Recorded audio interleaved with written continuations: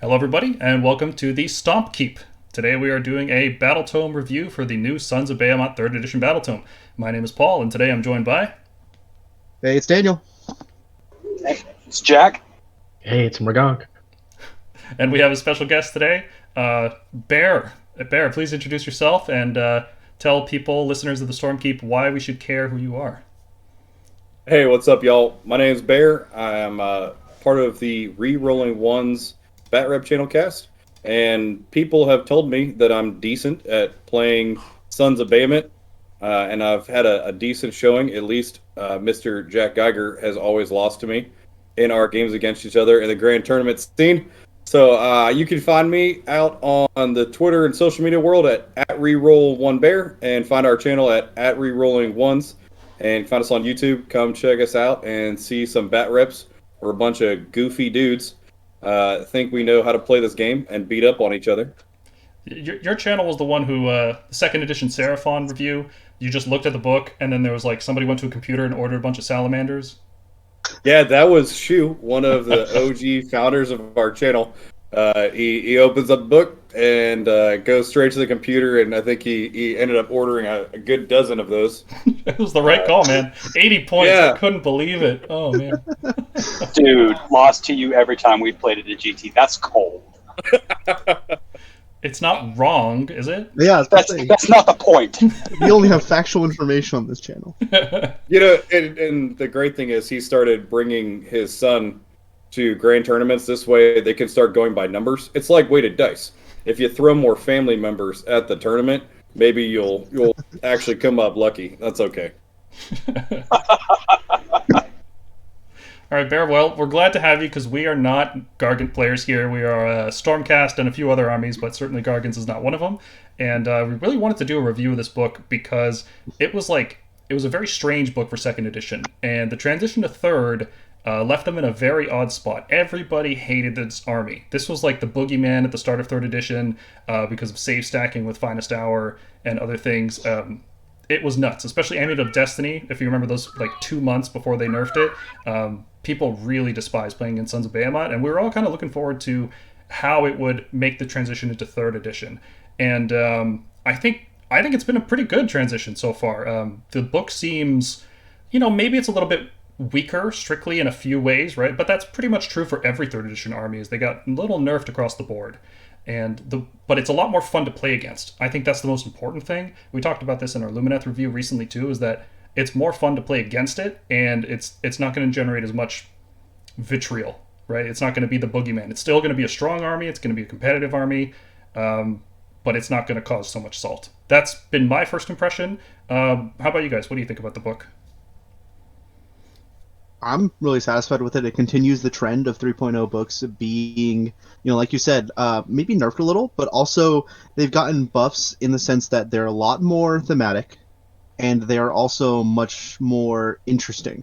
Rather than being, just focused on one thing that's really broken, like their, I guess, thing, if you will, that they do a bunch. They got options, and I think options are just always good in the game. Being able to differentiate your army more and more, not just, this is the one list that's going to rule them all. Congratulations. So I'm super excited with that, and I think Sons has really gotten a good amount of differentiation. King Brodd, of course, we'll talk about is a huge addition, and even the Beast Smasher can be very interesting as things change. It's good to just have more tools. Toolkit is good. And I'm excited to play against this a lot more than I used to be. Oh, yeah, for sure. And on top of that, when I got a chance to read through the new book, I got really excited to make this a secondary army. So I started collecting the Sons to start playing, and I'm really looking forward to it. You know what they say, if you can't beat them, join them, right? That's right, Bear. That's right. You went from one of the elite armies to the most elite army. Hey, I just want to have a lot of fun yelling timber during GTs. Yeah, that would be fun. That is absolutely fair. Yeah, man, it actually works really well with your dice rolling, Jack. It's very destruction. All right. Well, we always like to start off our reviews by doing an overview of kind of the army large scale, like, really looking at it from a wide lens, not looking at any specifics, just kind of what the army is trying to do. And we usually do this based on a mix of the fluff and the rules. And what we got out of this book is that the Sons of Behemat are large and in charge, and the puny ones are no match. They have only a handful of models, and each one is a huge threat, both literally, physically, and in terms of rules. You got to deal with them in a very careful way. They just hurl rocks and slain enemies. They smash terrain. It feels like the battlefield is just another obstacle for them. They're going to punch their way through it. There's no subtlety or tricks needed when Mike makes right. You just have big bodies, big stats. You don't need to have fancy teleporting and wizardry and all that nonsense. They are the hunters, and we are their prey, and identical legs. Yeah, everybody's got their battle stance stride. I envision that King Brodd is like lining up all these megas and making them practice this battle stride pose. Synchronized stomping. Hell yeah. They do not skip leg day, that's for sure. The major changes in 3rd edition, the big one I think is that Mightier makes Rightier, which makes Gargants count as more models on objectives. It now degrades with the wounds suffered, and that is a huge change for how this army plays, because previously a Gargant with 1 wound left would count as its maximum number of models, and so until you killed that Gargant, you couldn't make any headway on objectives, and that's a huge change right off the bat. Another big change is that this could be debatable perhaps, but I certainly think that the internal balance between the Mega-Gargants is much better. There's no single Gargant that's like, this is completely useless and you'll never use this one. There's different combinations that all look pretty good to me. How's that sound, Bear? Is that about right? Yeah, I think that's about right, and that really comes into play when we start getting into the tribes for the subfactions. There are some Mega-Gargants that maybe when you take a first glance, like, okay, this isn't nearly as cool as the other guy. He's the little brother. But then you start looking at his artifacts that are just given to him and his tribe, and it kind of balances the scales a little bit. Yeah, they've done a good job spreading around really, really cool things that you want to take on Gargants that you might not consider otherwise. And we'll get into all that, and I think that's a good thing overall, though, right? More variety and list building. You're not just going to pick one subfaction every single time. You can have all 5 Mega-Gargants, like as a collector, you can have a bunch of them and feel really good about that. Yeah, absolutely. You can spread it out, and if you want to play the baby Gargants, go right ahead. If you want to play 4 Megas, have at it. Like, there's a lot of different ways that you can roll with it now, and all the tribes in their own way have a little bit of play to them, especially if you're playing with your buddies and they want to bring Archeon. You're like, nope, I've got 3 Beast Smashers sitting in my garage waiting for Garage Hammer. It doesn't have to be all about what is the meta, what's the way to climb the ITC ladder. There is play all across this book and whatever type of play that you enjoy. Yeah. And the rule changes are good too. So specifically, things like the ranged attacks, which used to be a battle trait, well, those are just on the Warscroll now. It's a lot simpler. You don't have to flip back to the before the narrative stuff in your book, see what the battle trait is, and then go back to your Warscroll. It's just there on the Warscroll. It's nice and simple, easy to deal with. There's also a lot of cool new rules, like for example, enemies within 3 inches of Mega-Gargants can't receive Inspiring Presence, which is an incredibly strong ability these days with how few command points you get. In 2nd edition, this wouldn't have been as good, I don't think, right? Because everything just died in 2nd edition. You just wipe stuff out before it matters. But now there's actually parts of the game where you're like, oh, I killed 8 out of the 10 models, and they're just getting Inspiring Presence, and now I'm stuck in combat. But with this, as long as they don't pull any models outside of 3, or pull so that they're outside of 3, this actually has a pretty big impact on games, I think. Yeah, this for me was probably the biggest thing when I started reviewing this book and looking at it. This is the first thing that stood out was the terror, which is shutting down Inspiring Presence. I can't say how many times I've had like one Hobgrot or one Liberator or one random something that ties me up into combat so that I can't go and get impact hits and move to the next point and everything else. That chaff that's just going to lock you into combat for another round. Now, you can just make them scurry away. Yep. So it's a big deal. Really can't stress that enough. It's like they're all horror ghasts. Every Mega-Gargant is a horror ghast now. It's awesome. The almighty Stomp and Jump, small rule changes. They've been doing this in all the books. Instead of re-rolling hits, they're now +1 hit. The Death Grip, instead of re-rolling hits, now you can roll 2 dice for the damage. Instead of rolling just a d6, you have a re-roll on it effectively. Or if you play D&D, it's an inspiration. You roll 2 dice, you pick whichever one you want. It's pretty good. And I think the flashy part of this book is the new Monstrous Rampages. Right? We've never seen mechanics like this before. You get to pick up an enemy model and put it somewhere else in range, and that causes a ton of tactical play that the Sons of Behemat, I think, just didn't have before. This level of tactical play. It's really, really cool. There's a lot of tactics you can do, and my hat's off to Games Workshop for coming up with these things. The new Ogre book just rolled out, and they got their own Monstrous Rampages. The Gargants got their own Monstrous Rampages. Keep it coming. I want to see more of this just crazy stuff where we're suplexing, or a Stonehorn is like at Monster Jam just flying through the air. You're going trampling things. You can hold them down and pin them for a double fight last. Like, this stuff is so cool, so thematic. Please keep it coming. Please don't stop that creativity. Been very critical of Games Workshop, but 3rd edition has nailed the flavor and creativity more so than any other game they've made. I'm really enjoying these Battletomes. Yeah, every single one, you look at it and you're like, okay, that plays like that army. Like, Nighthaunt, those play like ghosts. They're ghosts. That's the big thing we've noticed as well, right? Is that some armies in 2nd edition didn't play like the models looked, right? Like Daughters of Cain were a super durable army of witches. How did that make any sense? These things are running around in cloth, and they're somehow one of the most durable armies? Okay, sure. Yeah, or Nurgle being the fastest army in the game. Well, Some things don't change. Some things, yeah. But overall, the balance has definitely been nailed as well in 3.0, and I think that continues in this Gargant book, and the Ogre's book for that matter. Yeah. Yeah, absolutely. So let's take a look at the Sons of Behemat battle traits. The first one here is Mightier makes Rightier, and instead of just being an ability in the book, it's now as part of the Warscrolls, so it's a lot easier to keep track of this. But basically, each Mega-Gargant counts as somewhere between 12 to 20 models based on the wounds suffered, and each Mancrusher, which are the little, what we colloquially call the baby Gargants, which is a hilarious term, they count as 10 models on objectives. Really nice bonus. It really identifies how this army is supposed to play the game with objectives, because you only have like 6 models on the table. Each one's got to be worth a lot more than 1 model each, so it's really important.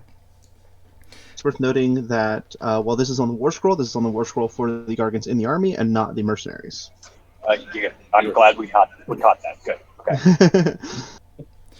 Okay. The other battle trait they get is the Wrath of the Titans, which are the unique monstrous rampages that can only be used by Mega-Gargants. These are new in 3rd edition, and they're all really super cool.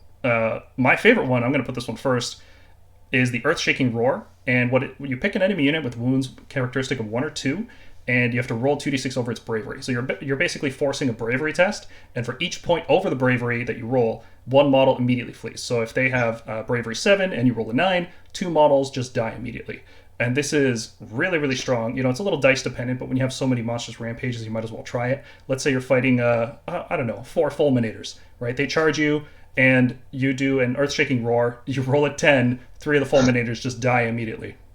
Now, the thing to catch here, though, is it's wound 1 or 2.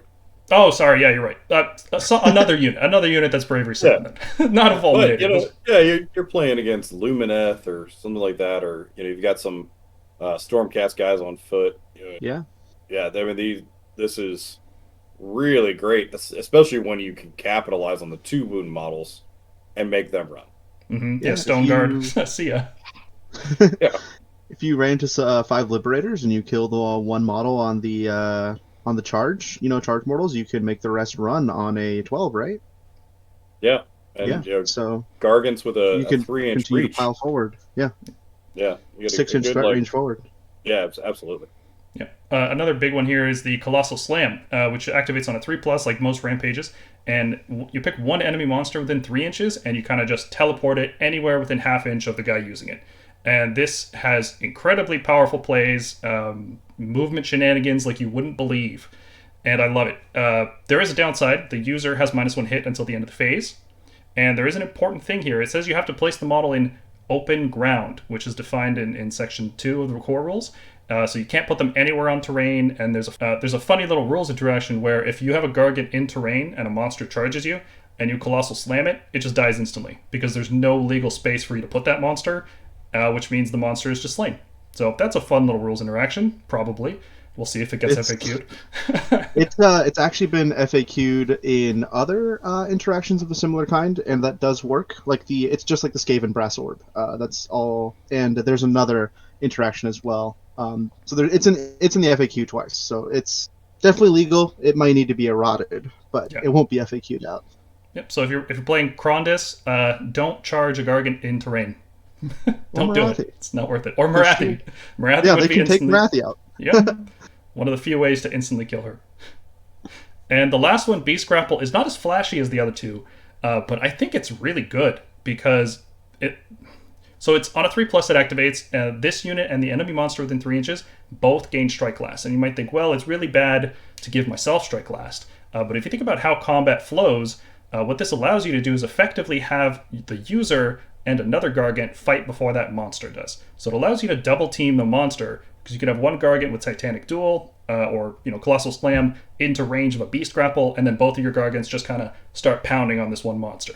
This is one of the few ways to get past standard combat activations in this army, and I think it's situational, but it can make a big difference when used correctly.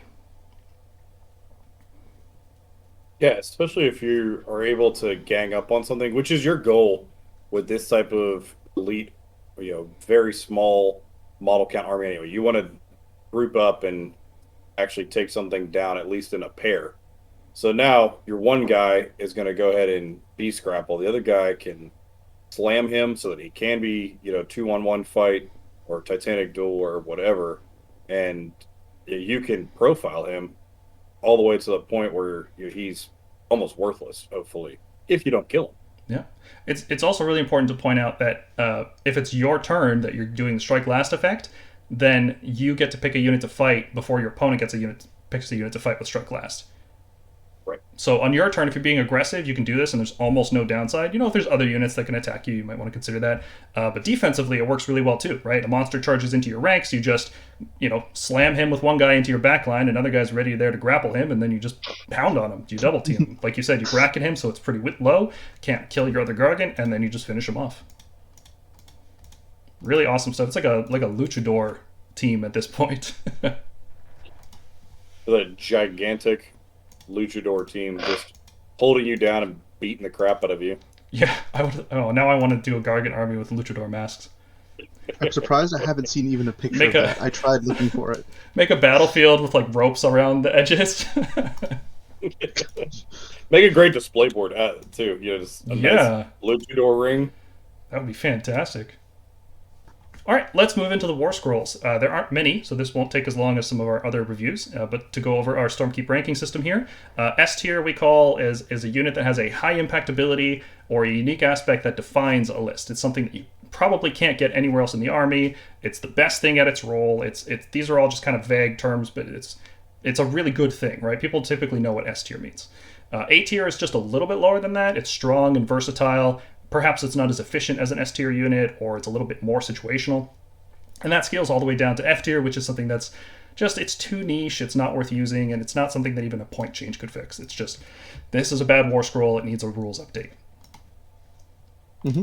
Before we talk about specific war scrolls, because we could talk, there's so many abilities on each one, I made a grouping of common rules here. So just know every Mega-Gargant has these abilities. They're all 35 wounds, they all have a 4-up save, they all move 10 inches. All of them except one have Bravery 7. The standard profiles for their attacks are 2d3 damage at 3s and 3s rent 2 for the for the stomp. They have a Death Grip, which is d6 damage at 3s 2s -2. Bear, I see a look on your face like you're confused about what I'm doing here. I combined attacks and damage together. No, you're good. Okay, you're all good. Okay. Yeah. So the only other thing to note, we called out. There's one with Bravery that's higher, and King Brodd coming in as the king also gets an extra 5 wounds. Yeah. That's for sure needs to be mentioned. After charging each enemy unit within 1 inch, you roll a 2+. It takes d6 mortal wounds, or d3 if it's a monster, which is tremendous amounts of damage. If you charge into a castle, you charge 2 Gargants into a screen, you could potentially wipe out a 10 wound screen So the threat of that forces enemies to have multiple layers of screening, which is really, really useful because they're dedicating more resources to that. Longshanks, whenever a Gargant moves, makes a normal move or a run or a retreat, they ignore terrain under 4 inches in height, which is, I think this is the only book that ever references how tall terrain is. Let's be real, too. All of the people out there making their super decorative, crazy, beautiful tables, like I do myself, no hate. There is no such thing as terrain under 4 inches. I have towers and cliffs and everything else on my tables.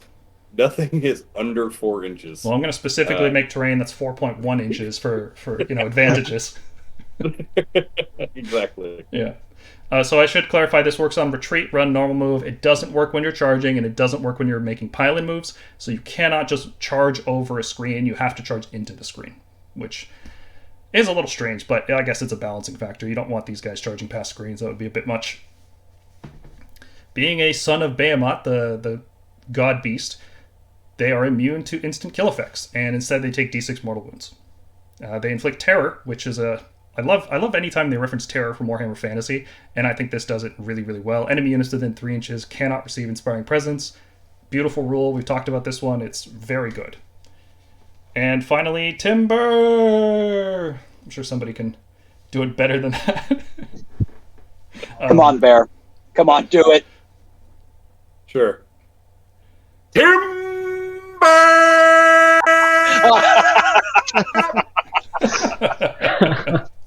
When a Mega-Gargant dies, somebody at the table has to scream that. That's part of the rule, I'm pretty sure. It falls over, and it deals D3 mortal wounds to all units within a point 3 inches near there.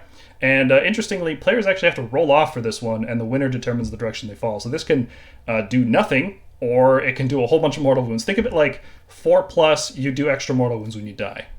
And it's great because Mega-Gargants are immune to it, so it pretty much never hurts you. It just doesn't help you sometimes.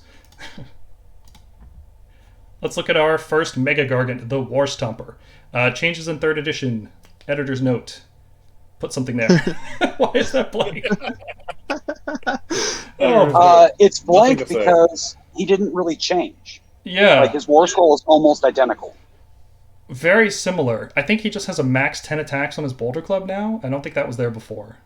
It was there before, I checked. Was it? Oh, Okay. Well, let's look at the pros and cons. Pros, he's got Hurled Body, an ability that allows him to, after he piles in, he gets to pick a model within 3 inches and then roll double its wound characteristic to just kill it instantly. So if you're fighting a 2-wound model, you have to roll a 4 or higher. Then, after that, on a 4+, he picks it up and he throws it at another unit within 12 inches and deals mortal wounds equal to that character's wounds.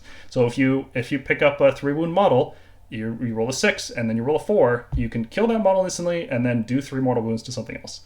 And that's okay. That's nice little bonus damage sometimes. The fact that it picks models, I really like, because you can take out the command structure of a group. You can pick out like banners and things like that are giving specific bonuses, or, best case scenario, you pick up the one model that's keeping the whole unit in cohesion, so that at the end of the turn, they have to lose models until they go back into cohesion. So that's always fun to do. The Warstomper has +2 attacks on his almighty stomp, effectively. It's called jump up and down instead, which is cool. That is nice. Titanic Boulder Club, his main attack is like a horde slaying thing. It gets attacks equal to the number of enemy models within 3 inches +4. So if you're fighting 6 enemy models, you get max 10 attacks. And his minimum damage, therefore, becomes 10 at 3s and 3s rend 2. So it's pretty accurate as far as Gargants go, right? He's not on the lower end of the scale with hitting on 4s. And maximum, he's doing 20 damage with the club on 3s, 3s rend 2. So accurate, swings pretty high, gets a bonus if he's fighting monsters, right? Like he'll have minimum 5 attacks if he's just fighting one monster. Really not a bad profile at all. One of the better ones, I'd say, in this army, because there's some that have lower max damage than that. And because he gets a lot of attacks, this is a good choice to give him Arcane Tome and Flaming Weapon, because getting +1 damage on this is pretty significant. He is also the cheapest Mega-Gargant at 450, which means you can use him to fill gaps in lists, and you will probably use him to fill gaps in lists, because the other ones are some of them are just under 500, some of them are just over 500. So that 50-point gap makes it pretty easy to slot him in. And I think it's especially worth calling out. He has 2 really good artifacts that he can use from his tribe: the Club of the First Oak and Mantle of the Destroyer. And we will talk about those when we get to tribes later, but it's worth pointing out because those artifacts are pretty good. Downsides, he has no ranged attacks, unlike some of his other buddies, so he can't contribute to clearing out screens before you charge. He can't try to snipe down smaller heroes. And these are significant things that you kind of want as much as possible. So that's definitely a downside. If he's fighting a single model or like a 2-model unit, like I'm going to keep saying fulminators because they're like the biggest threat Gargants have to deal with, that's not great damage output. He's not very efficient fighting those. And if there's, an artifact or something that benefits Almighty Stomp, he can't take that artifact because he doesn't have Almighty Stomp. He has Jump Up and Down instead. So, yeah, how are we feeling about the Warstomper in this edition? Well, I'll go ahead and kick it off. He's definitely one of my favorites in this edition because he didn't change. So he's got a pretty good number of attacks. Like you're saying, Arcane Tome, Flaming Weapon is really great here. But even you're kind of digging deep with that. I would put that on him maybe outside of his own tribe because his 2 artifacts for the actual Stomper tribe itself are really, really great. These are fantastic artifacts, and I love them. And they both have play in armies. Well, my favorite part of him is that he is a great math piece, which is weird as a destruction player to say math, but 450 points just fits perfectly into some different places. We'll talk some lists later, and 450 really frees you up for a little bit of extra play. It's synonymous to a Mancrusher Mob.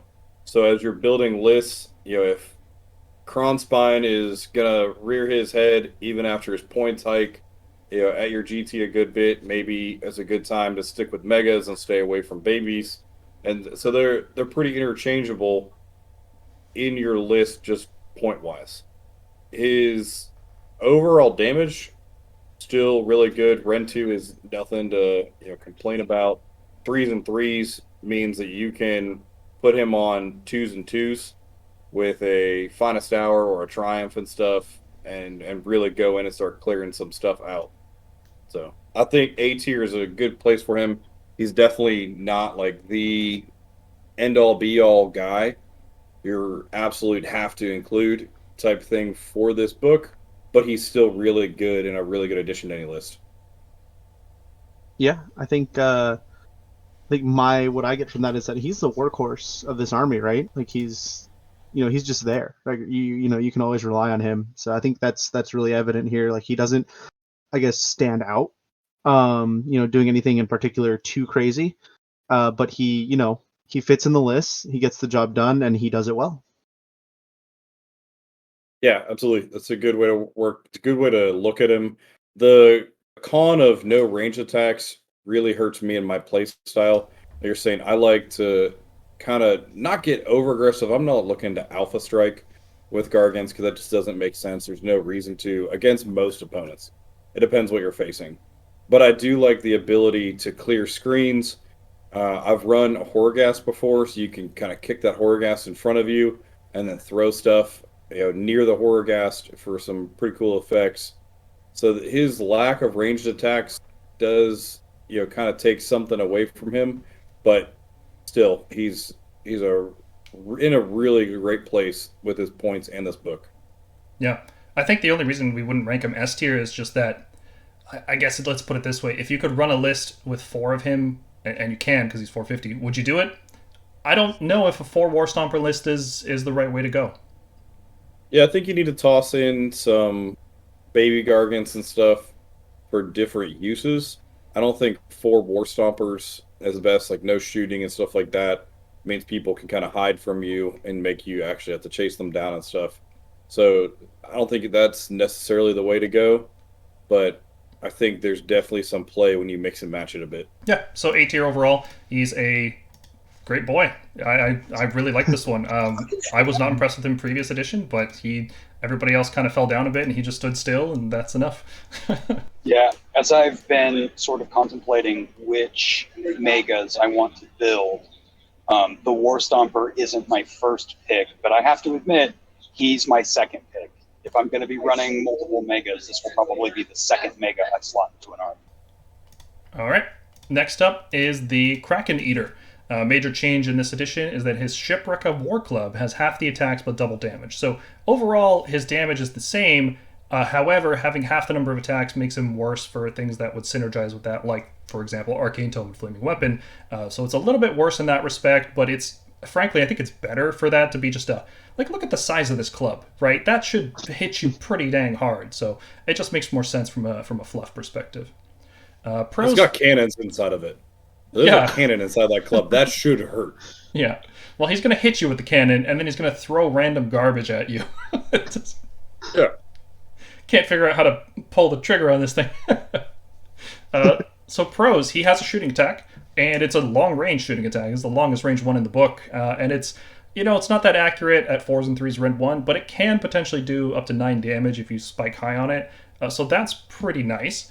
His melee attack is lower than the Warstomper's maximum, but it's not bad. 16 on 3s, 3s rend 2, so he's kind of in that middle point between the minimum and maximum profile of the Warstomper. He has the objective kicking ability that everybody loves, called Get Off Me Land. I think I did that right. So when you kick an objective, it moves 2d6 inches, and it has to land more than 1 inch from any other models or terrain. And this is used in the hero phase before you do any movement. So you can't walk onto an objective and then kick it back immediately. And you can only do this once per turn, even with multiple Kraken-eaters, because otherwise you could do something like kick an objective 2d6, and then kick it 2d6, and then kick it 2d6, and now it's in the corner of the battlefield. So thankfully they put that clause in there. Very strong ability overall, though. And I think there's also a clause that it can't be wholly within your territory or something along those lines, or am I thinking of a battle tactic? So the battle tactic is you have to kick it wholly, I think, within your territory. Until I don't run Kraken-eaters very much, but it's somewhere along those lines. We'll get to it. Okay. He also has the ability to stuff people in his bag. It's kind of like a grown-up version of the Mancrusher ability, which we'll talk about later. So after he piles in, you roll double over the wound characteristic of D3 different units, different models this time, instead of just one. So he can potentially just instant kill 3 different guys, like, hey, there's the leader of that unit, he's gone, the leader of that unit, they're gone, and kill the guy in cohesion, boom, there you go, having a great time.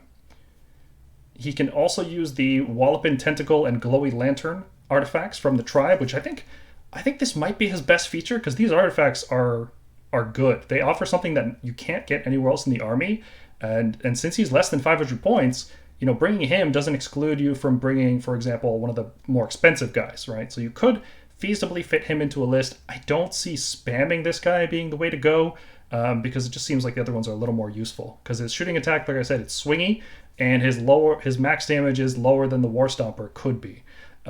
So you have to make up for it with the shooting, which is, if you're not taking huge advantage of the kicking objectives, probably shouldn't use a Kraken-eater. I think that's my quick review on this guy. Yeah, so my thing with him and the place that I see him having some good worth, like a lot of these guys, is in his tribe. So what I like him for is, once we'll explore tribes here in a second, but he can take a command trait for 2 artifacts. And you can kind of buff him up at that point. Go ahead and get Vial of Mana Core Poison, give him, +1 to wound. You can give him Arcane Tome, Flaming Weapon if you want. He does have a kind of smaller amount of attacks. You can go ahead and get the Wallopin Tentacle. There's different things that you can kind of combine together to really find some interesting combinations when you're putting 2 artifacts on one model. I like him for that. Am I going to take that list to a tournament? No. Am I going to have some fun with it, seeing what combinations I can come up with and against some buddies and stuff? Yeah, absolutely. Yeah, it feels like a Swiss Army knife, a really, really big Swiss Army knife. Yeah, it does a little bit of everything. So yeah, C tier. He's certainly playable. I don't think he's the most competitive option. I don't even know. Do you think if he was 450 points like a Warstomper, he might be more viable? Because that would give him that kind of same unique ability to go into certain lists that he currently couldn't. Yeah, I think that's viable. I think the problem you're going to run into at that point is then I'm going to take the Taker tribe. I'm gonna put a bunch of artifacts. I'm gonna be, was it 25 models out the gate? I'm gonna get that Taker Tribe boost. So then I think you're gonna run into a bigger DPS check than the current books are ready for. So that's another problem too. Maybe 475. Yeah, that's what I was gonna say. Yeah, somewhere around there. It's and really it all depends on the math. How the points shake out in this book compared to every other book is totally different, right? Because like a 5-point change in a Stormcast book is like a massive deal. Suddenly lists are now viable that weren't viable before. 5 points here is like, okay, literally nothing changed. I might get a triumph now. Nothing changes, and it's kind of like, Brodd at 580. When I read that, I was like, okay, that makes sense. What he brings, what he has, that makes sense. But then when you try to put that with every other model in this book, you're like, oh, he doesn't. Yeah. It doesn't fit anywhere. He's the corner piece in a puzzle. He's only got specific pieces that can go into him. Yeah. All right, next up, the Gatebreaker. He's received some more significant changes in this edition. First up, his Crusher Flail was 10 attacks, now it's 6, and it was damage 3, and now it's damage 4. So his damage went down from 30 to 24, which is unfortunate, but probably warranted. He's still really good. Don't worry about it. He has a new ability that allows him to replace fighting with just roll a 4+ and deal 4d6 mortal wounds. So, do you feel unlucky? And his Smash Down ability, instead of transforming terrain to deadly and making all this nonsense of bookkeeping, no, it just smashes the terrain and it deals mortal wounds to anybody in it. Super simple, a lot more fun to use. Gives him the cool niche as being the guy that uses Smash to Rubble rampage while everybody else is doing the other rampages, which is neat. Other pros, his shooting is great. I think this is the best shooting attack in the book. It's the most reliable at 3s, 2s, Rend 3. Crazy accurate because you can easily buff that up with all that attack to 2s and 2s, Rend 3. And flat 4 damage is good. On its own, it's not very impactful though, is it? Right? Like, you're not going to kill a support hero with one of these boulders. You need 2 of them really to do something, but then 2s and 2s, Rend 3 can still just roll 1 sometimes. So it kind of, I don't know, it's swingy still. Even though it's the most accurate you can get with an attack, it still feels swingy, ironically. His melee is great, Fort Crusher Flail, 24 damage total. This is the part that stings. Hits on a 4, wounds on a 3, -2. When you only have like 3 models that are capable of doing good damage, and one of them misses a bunch of attacks because you hit on 4s, it's rough. But he does do bonus damage to units that are in garrisons or on terrain. So if you're ever fighting against Caradron Overlords, you're going to have the best day ever. And it can also use the Gatebreaker artifact, which is... I really like this artifact because it's just more damage in an army that's looking for more damage. Every hit roll of 6 with the flail causes D3 mortal wounds in addition to regular damage, not instead. So this is just a nice damage boost whenever you come by it. He only has 6 attacks, so on average you're going to get one of these, but it's a dice game. Sometimes you're going to swing pretty high. Like I said, he has an ability to just roll 4+ to deal 46 mortals, and when he's smashing rubble, each unit within 3 inches of that terrain on a 2+ takes D3 mortal wounds. So when you compound that with the charge mortals and maybe something else is using a stomp, you can do a lot of mortal wounds before you even roll any combats. Very significant.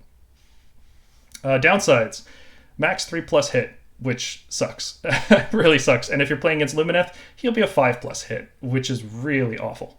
And 520 points, it's, math, that makes it awkward to fit him into lists. You can't bring 4 of him, and that's probably a good thing, because I don't actually see a lot of people just bringing 4 of him. He's really good. So I'm putting this guy in the S tier. What do you guys think? I think he's S tier in his tribe. So agreed. In his tribe, he gets the Fierce Loathing is the boost that he gets just in that tribe, and it's a +1 to hit against a certain category of model. And so in that case, you can now get him mostly across the board to a 3+3+. He's capping out there, but that's all right. It's good for resource allocation at that point. So if I send one guy into a unit, I send one guy into a monster, I can go ahead and do a Titanic Duel against that monster. I send my third Gatebreaker off into some heroes or some elites, now he can all-out attack, and I'm still on 3s and 3s across the board because I can allocate my resources appropriately. Outside of that, Yeah. Yeah. Go ahead. No, go ahead. Go ahead, Prayer. Outside of that, if you're taking him in any other tribe, you're gonna be dumping your resources into this guy to make him viable. 4s and 3s is most likely in a dice game just not gonna get the job done. Only 6 attacks.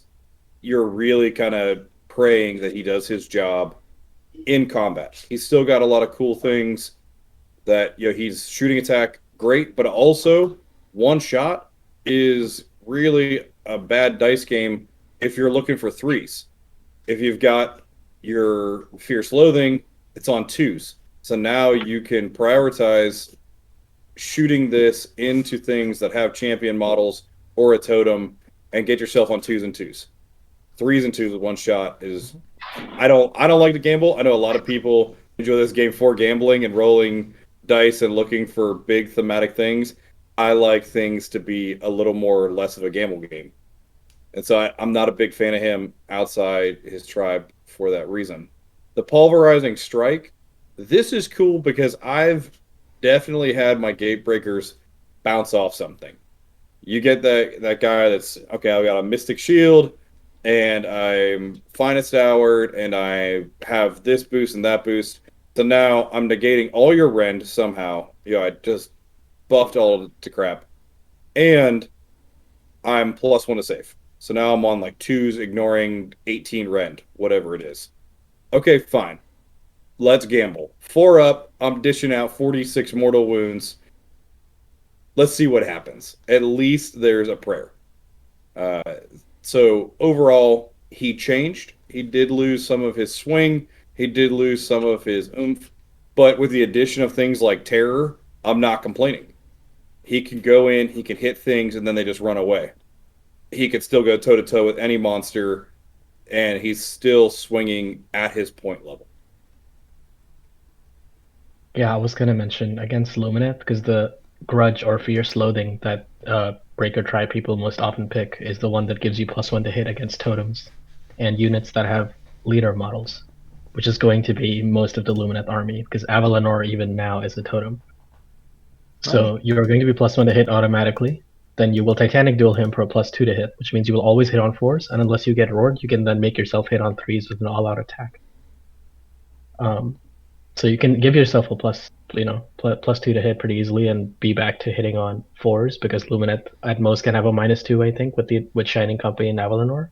And then if somehow you just don't have the CP because they total eclipsed you or something, and they're making you hit on 5s, you just roll the dice on your Pulverizing Strike.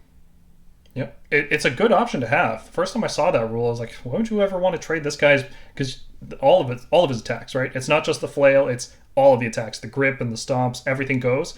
But when you're debuffed, and that's typically how competitive scene will deal with Gargants, is they'll debuff you or save stack, like just make the dice really, really not in your favor. Then yeah, it's a nice option to have. It's like no matter what you do, coin flip, you're dead, right? Like, yeah, it's great. As a dragon player who's rolled, those 4 5s into a whole bunch of mortal wounds, like 23 mortal wounds into a poor blow up,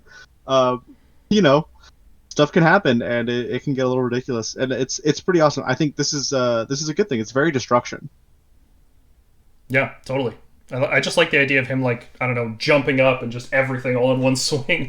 Just feels good. Bonk. Yeah, it's some type of weird anime strike or something where he's just spinning in a circle like a million times in hopes it hits. Like, all right, 50-50 chance I actually hit you. He's blinded me. I can't use all-out attack. I'm just going to spin and hope for the best. It's a shiny idiot with flag.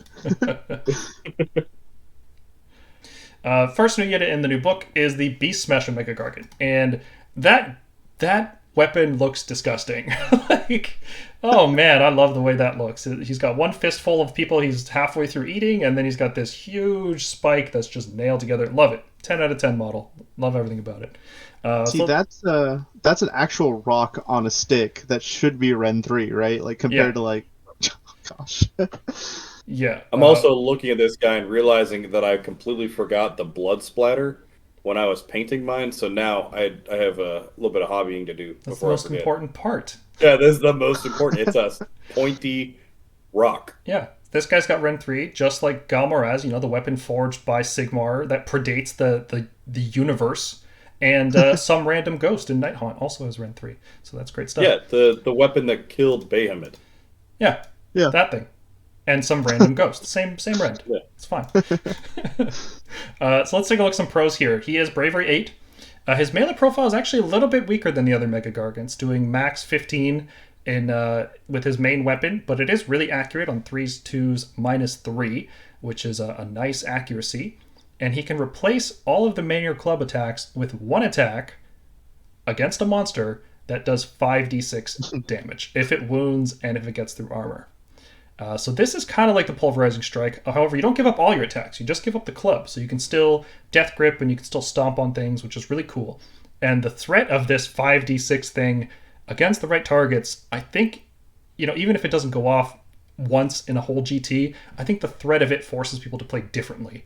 And that's just a win in and of itself. Yeah, it's the psychology of it all. Right. He is the only Mega-Gargant with a Ren 3 main attack, so there is certainly something to be said with that. And as we're going to talk about King Brodd soon, that can go up to a Ren 4 attack, which is very nice. But him and the Gatebreaker, both guys at 520, they both have -3. Oh, the Gatebreaker Them and -3? Techless. Yeah. Techless Sword also has -3 Ren these days. I'm not sure why the nerd. Well, he is a god, so it's excusable, right? We expect that he put some magic on the sword, I guess. I don't know, man. His brother's good at fighting. He's going to have to, because he can barely pick that sword up. Yeah, for real. Yeah, Techless is the size of this guy's hand. It's crazy. And he's doing the YMCA, ready to be gripped and smash. Yeah, he's ready to pick him up. Yeah, I think you can make a model here with Techless inside that grip. Oof, we have to go buy some expensive bits to make that happen. If the Beast Smasher is within 3 inches of a monster in the charge phase, he can use 2 rampages instead of 1. Downsides, he has no ranged attacks. And like the other ones, he's a little over 500 points, which makes it awkward for math reasons. He has high quality attacks, but lower maximum damage. And that extra, 5 damage that a Warstomper could be doing, especially when you account for how much shooting damage, like a Kraken-eater and a Gatebreaker do, the lower damage, you feel it when you bring this guy. If he's not fighting monsters every single turn, you really feel the lack of damage. And because he's so specialized in fighting monsters, it feels like unless there's a monster in every game that this guy can engage on, you probably shouldn't bring him right now. But if there's a meta shift, just wait for it. I think this guy's ready and waiting to go. Yeah, I'd like to try this guy. Just give it a couple goes with some different armies, a couple test runs. If I stick this guy into an army and he sees 0 monsters, does he still pull his weight? Because he has quality attacks. So there's something to be said for that. He's going to put damage into stuff. It may not be spiking as high, but it is quality. So curious to see how that goes. The 2 monstrous rampages, I want to go back to Monster Hammer of the last GHB because that's awesome. I can go ahead and hold you down so you're fighting last and also roar you. So now I'm the guy that's just, making your life miserable while my buddies beat you up. Just picture the idea of grappling somebody and then just yelling at them. Just right in their face. Or, he suplexes somebody and then he also just starts screaming at them while they're on the ground. This poor guy. But, there's some really cool things you can do with him. I think D tier is kind of mean to him.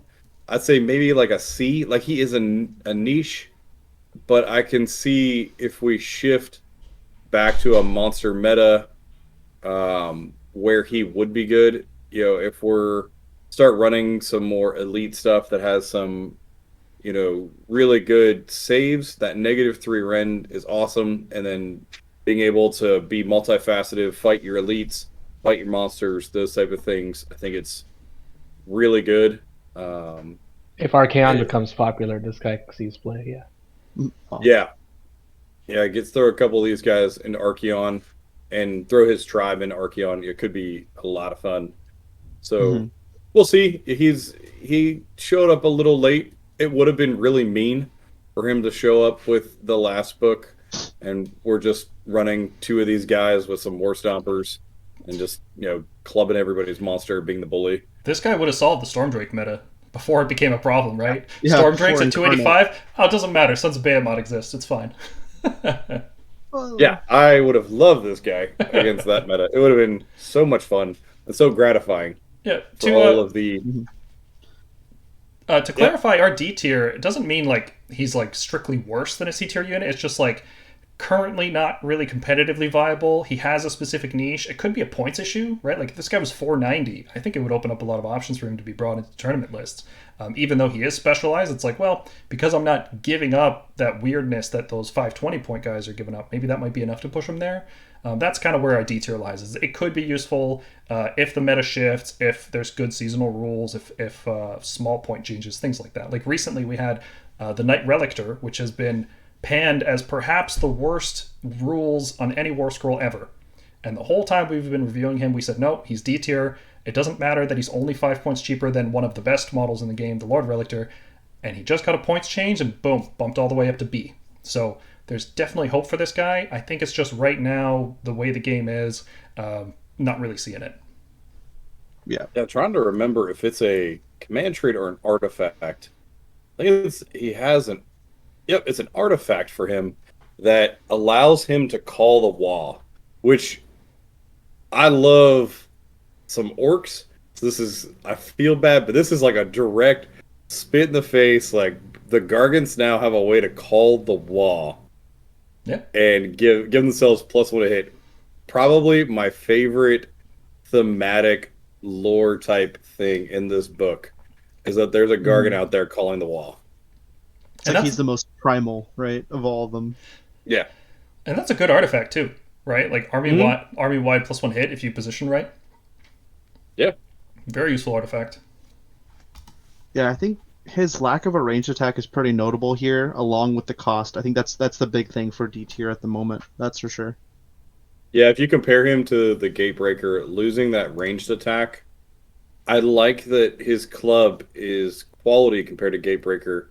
Give him a ranged attack at 520 points, and I'm happy. Yeah, I think that would definitely push him over into like at least high C for even this season, and then like BA later on. Yeah. Yeah, totally. At that point value, and given the fact that they share very similar rule design, right, with the ability to trade out attacks for doing a bunch of damage in one hit, it's I find it really conspicuous that they have the same point cost, but they don't have they don't have the range attacks. Yeah. It'd be interesting if he had like a medium ranged attack, like how the Kraken is the longest one. That's his like thing. Kraken is more utility, of course. The Stomper is like the workhorse. The Gatebreaker has a lot of damage, and this guy does a lot of damage into monsters specifically. So yeah, it'd be interesting if that was a little better. Well, here's a question for you. What would his ranged attack be based on the model? Would he just throw the bodies like a Warstomper, or would it be like something else? Right? Because it always reflects the model, all these abilities. Yeah. Do you want realistic, or do you want what I want? Let's hear both, man. Yeah. Because what I want is him to take that big, huge, pointy rock and just throw it like a boomerang.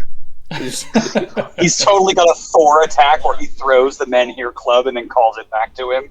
Yeah, it hits on like 5s, but it wounds on 2s because it's a giant club. And he just yeets that huge rock all the way across the field. Aside from that, I could see him just being your boring basic, pick up a rock and throw it. But he'd have to put down those delicious looking people. Yeah, that's fair. You just chug him back. He's already got a hand hanging out. Hey, sure, you just kind of stick him in the belt, Oh, maybe he spits bones at people. Ooh, throws bones. Yeah, you might. Yeah. Yeah, it's like a hail shot. He just chews up some beasts or people or whatever and spits them at you, which is disgusting and demoralizing. That sounds awesome, and now I'm sad that doesn't exist. I wanted in this army an actual chaff that you could eat as a Gargant and it like busts for you or something. You're just some little creature, goblin, whatever, that they send out in front, and if you want, you can just kill them yourself and get something out of it. Lars. Yeah. That would be an awesome endless spell for this army. If they made one of these guys a wizard and then Or an invocation. or an invocation. Yeah, that would be cool. You summon like sheep. You can just eat them and throw their bones. Just straight out of a cartoon. You're just gnawing down some sheep. There'd be people out there modeling that for days. Put the rules out, yeah. Let's see what people make. They need terrain. That's what these guys need. Terrain beast. All they do is smash terrain. Their terrain would come pre-smashed. Yeah. That's fine. Just one big smashed cave.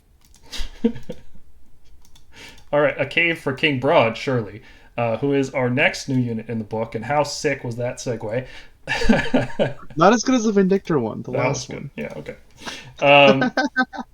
In melee, King Brodd's no slouch. His obelisk is 20 damage at good accuracy, right? 3s, rend 2. Not the best in the book, but when you consider that he has prayers that can boost the rend, that's pretty dang good. He has a cool ability called Creepers, which on a 2+, the first enemy monster to use a monstrous rampage near him, it just fails. Most lists won't bring as many monsters as a Gargant list, like Stormcast will bring maybe 1 or 2 units that can use rampages, so usually this is just 2+, cancel whatever rampage they're going to use on you, which is usually going to be a Roar, which is huge. Canceling Roar is a really important thing in this army. He's also a priest, and he has the universal prayers, which is Bless, you give a unit 6-up ward, and Smite, which is you deal 1 mortal wound to another priest.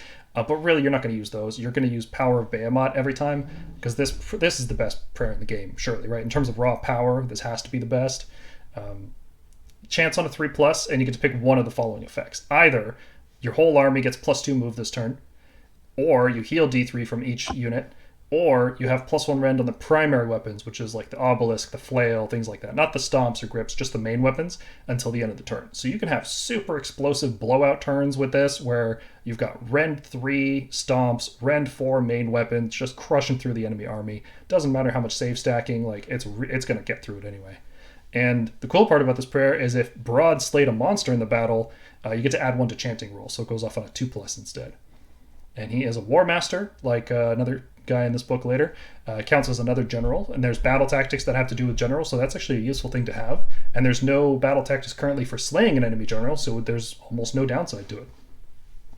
Downsides to this model, though, he has no ranged attacks, which we've been talking about how important it feels to have that. His 3+ prayer is unreliable. Stormcast, we know how rough it is to have a 3+ prayer, right? We bring High Priest, we bring Lord Relictors to compensate for that, to make it more accurate. 3+ can... When it doesn't go off, you feel like you wasted points on King Brodd, which sucks. He is unique, and you can't take any enhancements, which is definitely a downside, because the enhancements in this book are great. You really want to take them. And he's 580 points, which really limits what other Mega-Gargants you can bring, which is pretty rough. The last downside I could think of is that all of his effects last only your turn, so you kind of end up in the scenario where you have power turns on your own turn, but then when you're fighting defensively, you're not so strong, right? Like you could just take a whole bunch of damage before you heal. The +2 move helps you only on your turn, of course, but the defensive fighting, which I think Gargants are going to do quite a bit. A lot of the damage you're going to do is when your opponent charges into you and you survive it, and then you punch back. So I can't really think of any other downsides. What do you guys think of King Brodd? King Brodd is really great addition to this book. I agree with all the pros in this. His prayers are really great, and first time I read it, I was really nervous because I thought that they were essentially like 3 separate prayers. So you call it out, say I'm going to do +2 move, then you roll and you fail, and then you're done. But it's one prayer. If you succeed, pick your effect. So you don't lose anything if you fail, which is really would have been a downfall. The creepers are super cool. Games Workshop, why did we not have more creepers? They're cool. Joke. They're cool little models, and man, if any artists out there want to make some creeper models so I can 3D print them and just put them everywhere, all over my entire army, I would love you. It would be amazing. Because they're such a cool little thing, the piece of the lore and everything else. He's a War Master only in Sons of Behemat, so if you're getting excited and you want to take him and any of their other destruction. Sorry, not going to happen. He is just here to be the priest for them. Which brings me to the cons. Where's Junior? You know, where's the prince? Where's a non-named priest for me? Yeah. Because this is so cool that they got a priest, but you're saying, like, I want to take high priest. I want to focus on this priest stuff, but it's also fair to make it on a 3-up, 2-up if you go kill a monster. That is fair, but it makes me nervous taking a 580 point model and then really hoping for that 3-up to make him worthwhile in some of those early turns. 'Cause he's definitely not the damage dealer. He's got some unique tech like the creepers, but he needs to really hit those prayers to pull his weight at that high of a cost. We've also talked about it too, where his math at 580 points makes for some weird lists. You either come in just 10 points over, or you're 100 and some points under, or it makes for weird lists. But I'd like to see just a re-situation of the points, just so you can fit things a little differently, maybe a little more cohesion in how the math works out for this guy. But overall, I had a blast painting him. I've seen even cooler Brodds out on social media than what I did on a time crunch for the channel, and really excited to see him out at tournaments. And I've got a couple lists where I've stuck him in there as well, just to give him a try and see how he does. Yeah, this is a really, really cool model. Sorry, Paul, if you want to ask your question. No, go ahead. Oh, I was just gonna say, like, this is such a cool model. I mean, he's unique, but he does come with basically monstrously tough, right? Because he's 40 wounds. So that kind of differentiates him a little bit, and he comes obviously as a priest. So it's almost like, we've been asking for like a generic like priest making artifact, right? That would be kind of interesting to have, but here it's pretty cool. I do think the 3-up is a little rough. I'm not sure if. Yeah, because like if he doesn't get his prayer off, I don't even know like where his point situation would be. It'd probably be closer to like the Kraken, maybe, or not even that. As far as like his like effectiveness that turn, priest also really nice because you can unbind some invocations, which isn't too crazy right now, but maybe we'll see more in the future. Doc one is definitely one to look out for. Heart of Fury. No range attacks definitely doesn't feel great. Yeah, the effects lasting only for your turn is also kind of huge. So I thought that was pretty interesting. I think Brodd is a good addition for sure, and he's definitely S tier. There's little things that could be improved that I would like to see as well. So, Bear, something that I was thinking of when I was looking this guy over, given that his prayer is on a 3+, like, when you play Gargants, are you ever concerned about what the mystical effects of terrain are? Because it just doesn't apply to you, right? But suddenly, mystic terrain becomes a big deal because that's +1 to chance. The 6-up mattered. Yeah, it depended on the list too. I've played a couple lists that were ward artifact heavy, and so now Mystic, you're looking for that ward, and you're looking for that +1 to prayer chant. So yeah, that definitely does come into play a little bit more. This is like it's just a centimeter so close. If you could maybe add other conditions for Brodd to get a +1 to chant, I think this would be right on the money, 580 points. Yeah. Whether it's he kills a general, if you kill a monster or the general, or if you death grip a hero to death, I don't know, like toss in some, like if it's a Saturday with a blood moon on the 3rd week of the 8th month, you get +1 to chant. Like add something in there to give me a couple options and a little bit of play. Because once I get in and I go kill a monster, unless it's a cockatrice or something, it's probably pretty late in the game. Yeah. And now I'm getting that +1 to chant. And when I was hoping for it, when I wanted +2 to move, in round 1, round 2, something like that. Hey Paul, did we mention that each effect from the prayer can only be picked once per game? Yeah. Okay, cool. it's different than like Atavistic Tempest from Krondus, for example, where he can pick the same effect every time. This one is just once per game, which could have been interesting if it wasn't once per game, considering the like unreliableness of it. But maybe could have been too strong with the +1 rend. Maybe going back to your point of like adding one to chanting rolls, it could have been neat if like if he had two Gargants, like Mega-Gargants, not just babies, like next to him, like within an inch of him or something. Like they gave him like extra chanting, to Behemat. That maybe could have been interesting, so that the +2 to move could have been a little more default. Since it's going off on a 3+, making it a 2-up would be. I think it'd be interesting to have that. Oh man! So on that, I think, what if he could do D3 mortal wounds and punk a Mega-Gargant he's standing next to get +1 to chant? Yeah, just like smack him, be like, no man, I am Behemat's like chosen champion here. What if he had a heroic action that replaced their finest hour or something, or maybe didn't, just a unique heroic action that gives him +1 to chant for the turn? Ooh, Very interesting. Yeah, because round 1, round 2, I'd pay that cost. Yeah, because you don't want to finest hour against most opponents anyway. It's like Annihilators. Yeah, round 1. I'll burn the chance at a CP for a 4-up +1 to champ. Yeah. Mm-hmm. Be cool. I'm down with that. I can't stress how important the +1 rend is. Like, you get blowout turns with Gargants like this.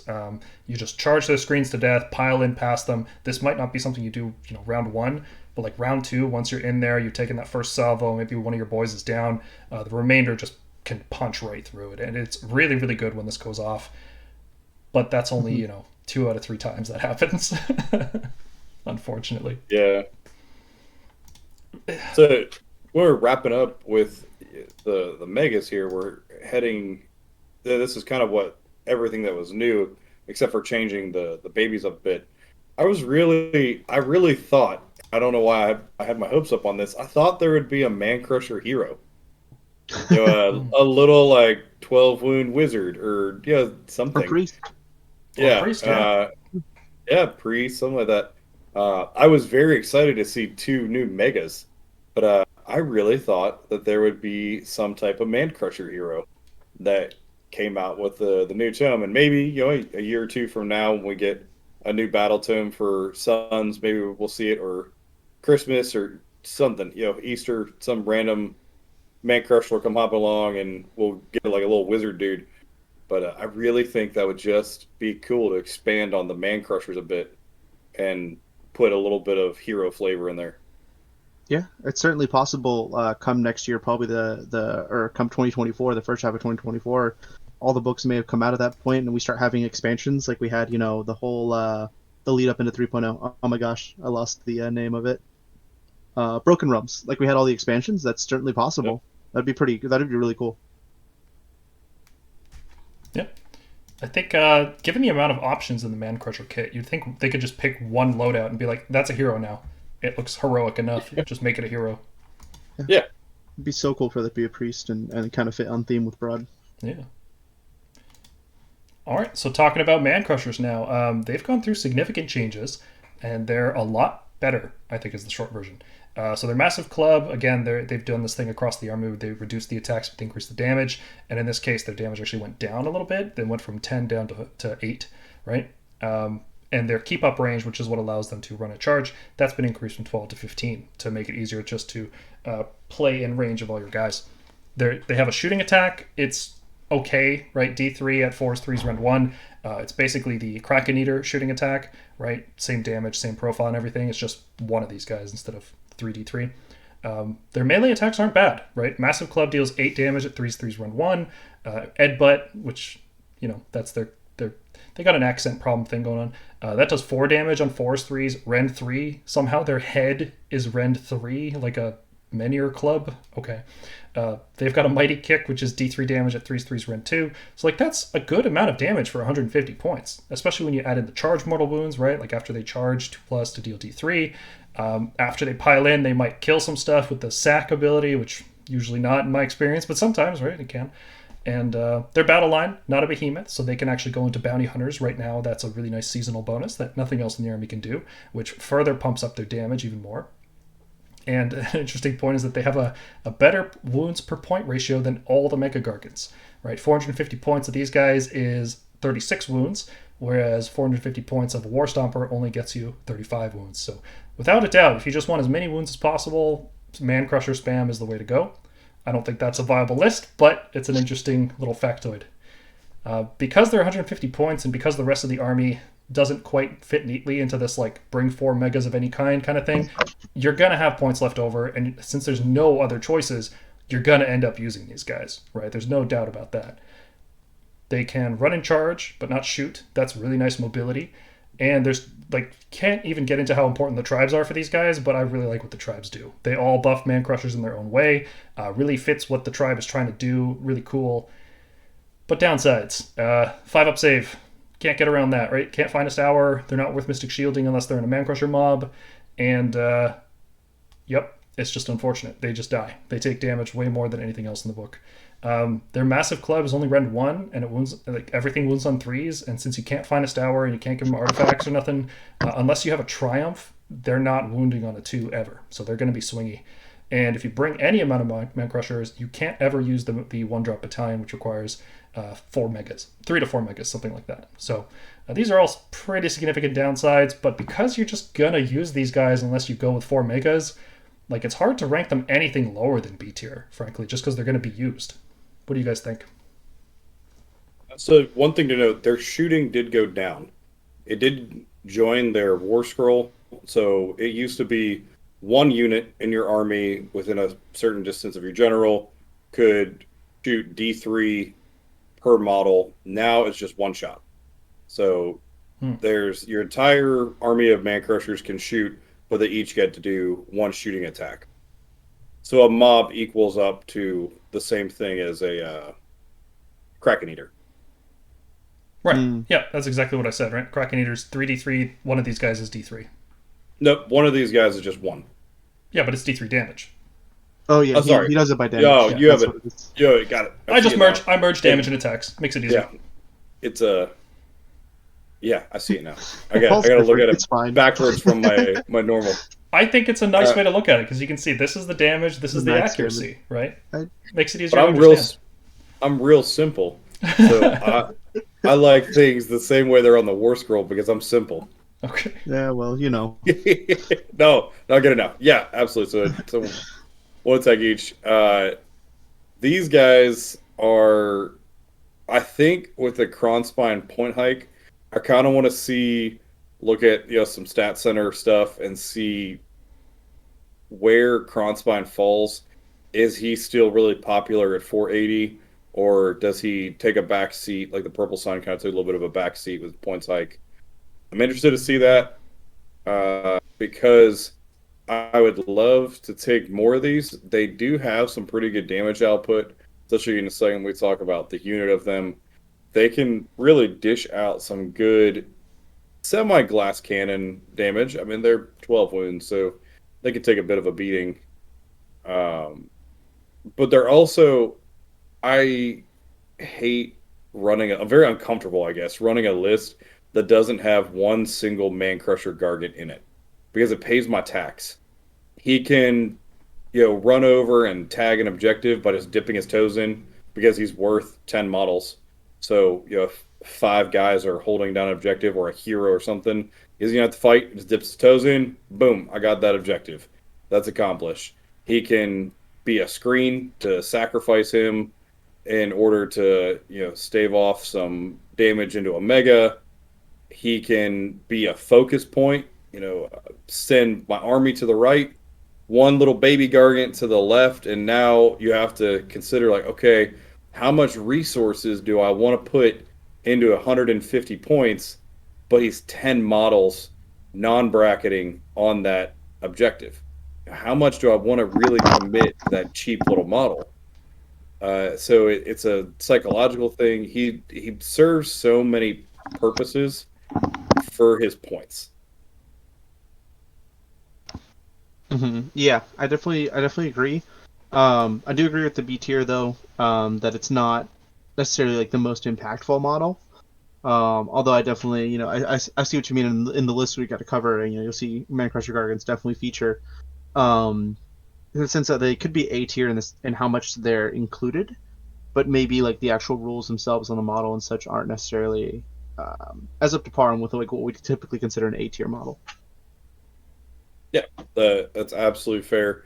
Bounty hunters makes these things really scary. It was cool when I realized they can be bounty hunters when the new GHB came out. Well, you said you liked using one. Would you consider using two so you can fill the bounty hunters battalion? I do. So before the GHB switched over, the last list that I ran was 3 Gatebreakers and 2 babies. So you've got one baby that's going and fighting, one that's sitting on an objective, or they're both just babysitting objectives while the Gatebreakers do their job. So yeah, I've definitely run that before and gone that direction. What I more mean is if you have the points to get 2 mobs, I would prefer, and most people disagree with me, but in my playstyle, I like 1 mob and 3 singles. Because then if I need to put something on the Nidus path, or I need to go tag an objective, I'm not wasting 450 points. I'm wasting 150 to go do that. Oh yeah, this is something we talk about all the time. I think a lot of new players don't really pick up on this, but like disposable units are some of the most important units in this game. Just having like, for example, we love Aether Wings not just because they boost Log Strike Raptor damage, but because it's a super cheap body that you don't care if it dies, but has so much tactical flexibility. You put it in the way of stuff, you hold certain objectives, you zone control so people can't do like reserve strikes. Like it's that tactical flexibility is so important, and an army like Gargants is just dying for it, right? Like 150 points for just one of these guys, I think is a really good buy.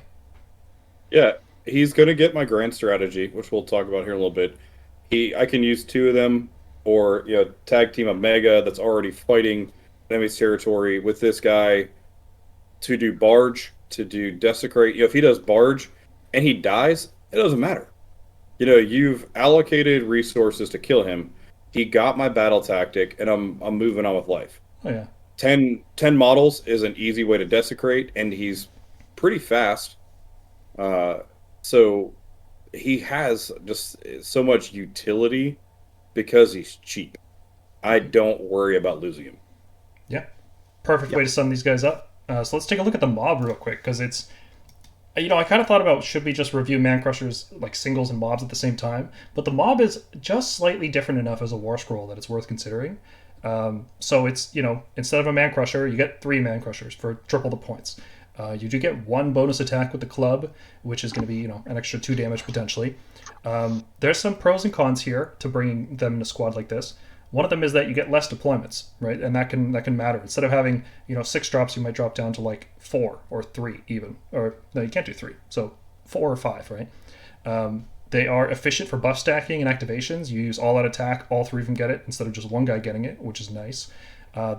When they stomp, right, which is a monstrous rampage, at first it seems like a nerf because you think, oh, +1 mortal wound per model, that's not very good. But in reality, because you can only stomp once per turn, it's like, do you want a D3 stomp or do you want a D3+2 stomp? And the D3+2 is just better, right? Because you can only use it once across your army. Downsides, they have all the same downsides as Mancrusher Gargants, maybe even more because they're like, you like the tactical flexibility of a single one. These guys aren't that. These guys are basically a Stomper, right? In terms of like what you do with them, it's the same opportunity cost in terms of points. You put them in one area, that's the area they're in. Whereas if it's 3 singles, you can split them up and do different things. When they're a single mob, they can die to battle shock, and that might be the worst feeling in the entire world, is to lose one of these guys to a battle shock. And instead of having 3 different rampages, so you could do, for example, Roar, Smash, and Titanic Duel with these guys, you only do the 1 rampage, and it'll usually be a stomp, so you can take advantage of that bonus damage. So it's hard not to rank them the same rating as the other one. It's just different, right? Like different purposes, basically the same unit, it's just how you use it. The Mancrusher Mob is not a new unit in 3rd edition. Yeah, it's a new war scroll. It's a new unit. Yeah. The Mancrusher Mob was in the last book. Yeah, but it was just 3 Mancrusher. No, the mob wasn't, was it? I thought it was just Mob was. You just got the 3 for a discount. Yeah, it was just a pitch battle profile, right? It wasn't a war scroll. Yeah, it was like it was the same war scroll that you got for cheaper because you took it in a unit. Right. And this time there's actually a slightly different War Scroll. So it's a new unit, technically. Oh, okay. I see what you did there. Yeah. All right. New Gotcha. War Scroll in 3rd edition. And there you go. Hey, it's exactly what I wrote. It is technically correct. The best kind of correct. It is the best kind of correct. You are right. Okay. Anything to say about the mobs? I think they're great for damage output. I think you're going to see these with Krondspine taking a back seat. You're probably going to see a good bit of these. Their Stomp is good, and their Stomp is good also because you got unique monstrous actions for the Megas.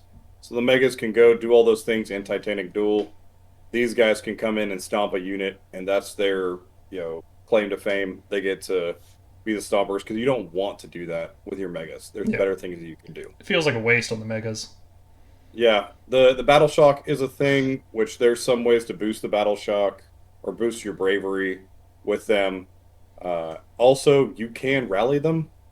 That's True. would be amazing. Is especially on some battle plans, roll a 5 up and bring a 12 wound model back. I'm all about that. You've got a champion now, so you do get to issue its own commands, which didn't used to be a thing. It still had to receive commands from a Mega, so that's great. Yeah, I'm probably going to be using these in a bunch of lists because the tribes do so much for them as well. I'm just going to mention now, 3 of these guys counting as 45 is really, really good. Yeah, put them in the Taker tribe. Now there's suddenly 45 models on a point, and you don't even need to go into combat. Yeah. You don't need to do anything. You just need to go and dip your toes in and tell them to move you, which 5 up safe is they can be moved, but it's an empty threat. yeah. Okay, let's look at Kragnos, the End of Empires. So he has actually the same War Scroll from December 2021 Battle Scroll, which I called multiple times on our live streams. I said, this is the War Scroll from the new Gargant's book, 100%. There's no way they put any actual effort into that Battle Scroll. They just took pages out of the books that were already written. And that's fine. Except for Archaon. Archaon did get changed. Yeah, that's true. He got changed a bit. So Kragnos, pros.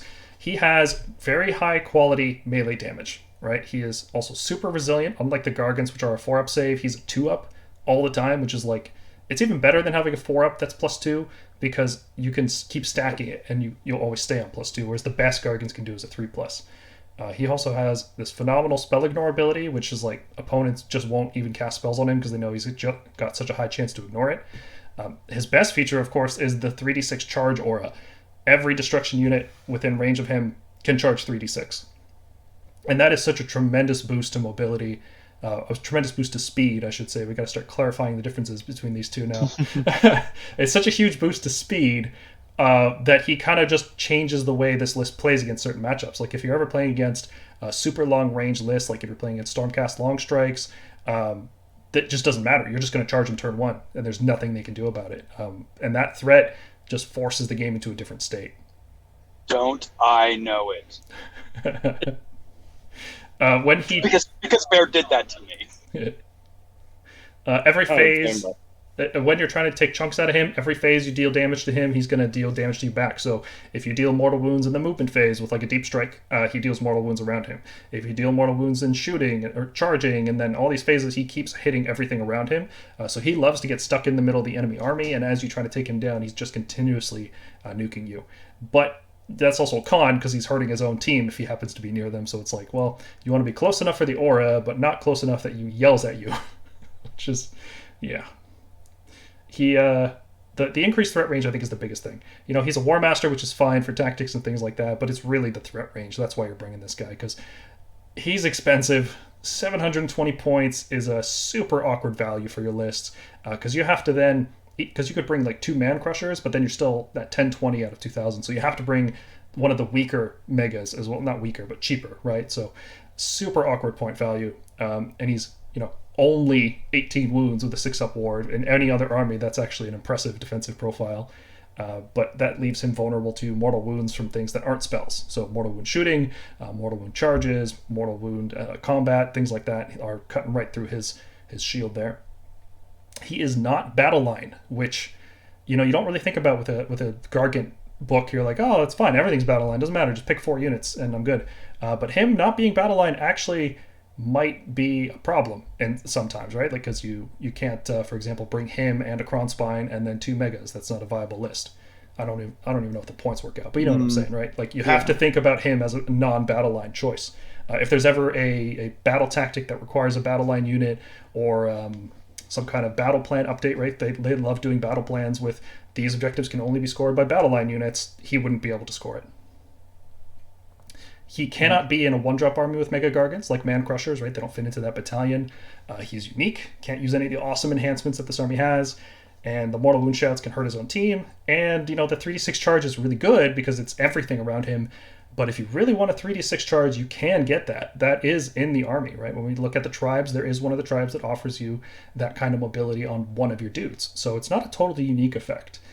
So because of all these considerations, like, he's good. He's kind of a different style of Gargant. So you're like higher threat range, more speed kind of Gargant style. But how good is that, really? So I've kind of stuck him in the B tier. Not really sure where to place him. What do you guys think? I actually played, in the last book, I played this list a lot. It was the Kragnos Gatebreakers and a baby, and its threat range was huge. The story time here on the podcast, I actually have had that roar go wrong, where I had a mega left on 1 wound. Kragnos roared, killed my Gatebreaker. The Gatebreaker timbered onto Kragnos and did D3 mortal wounds to Kragnos as well. So it happens, and it's super embarrassing when it happens. I've never heard of Kragnos hurting himself with his roar. That's amazing. Yeah. Yep, he timbered a mega onto himself. Thankfully, it was just a garage hammer game. It wasn't overly in public, so I will forgive that one.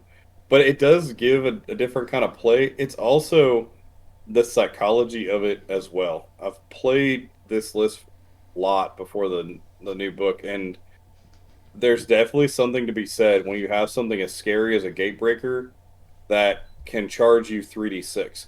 People give you a lot of space. And with the way the game is going to a kind of elite, smaller army, higher points type thing, there are some armies out there. Sylvaneth was one of them that I've played at a GT, that's just, they don't have anything to sacrifice to step onto enough objectives to get 1-2 more. Because they know at the bottom of the round, I'm going to go and I'm going to send a Gatebreaker flying across the field to take out anything that is contesting that objective. So it's fun. It still has play. It's still something you can do. It's the cons that finally got me to move away from this list. It's really frustrating when you have a 720-point model that Lumineth just shoot and spear, stab, mortal wound off the table. Or a Wargog comes in and knocks him off the table. There's been a bunch of them. Something, impact hits can really hurt him. The Nurgle diseases can just whittle him down. There's a lot that he's vulnerable to, and it's one thing when you're in an army like Gits or Ogres maybe, where you have a pretty big footprint because you can spread your units out and you can screen and chaff and take control of the board. If you lose one of your 330 mil models, your footprint just shrinks immediately, and it's really hard to have a board presence losing that. So you're losing 720 points, you're losing a giant footprint, and it's 18 wounds sounds like a lot, but when an army isolates him, he can go down just at the drop of a hat.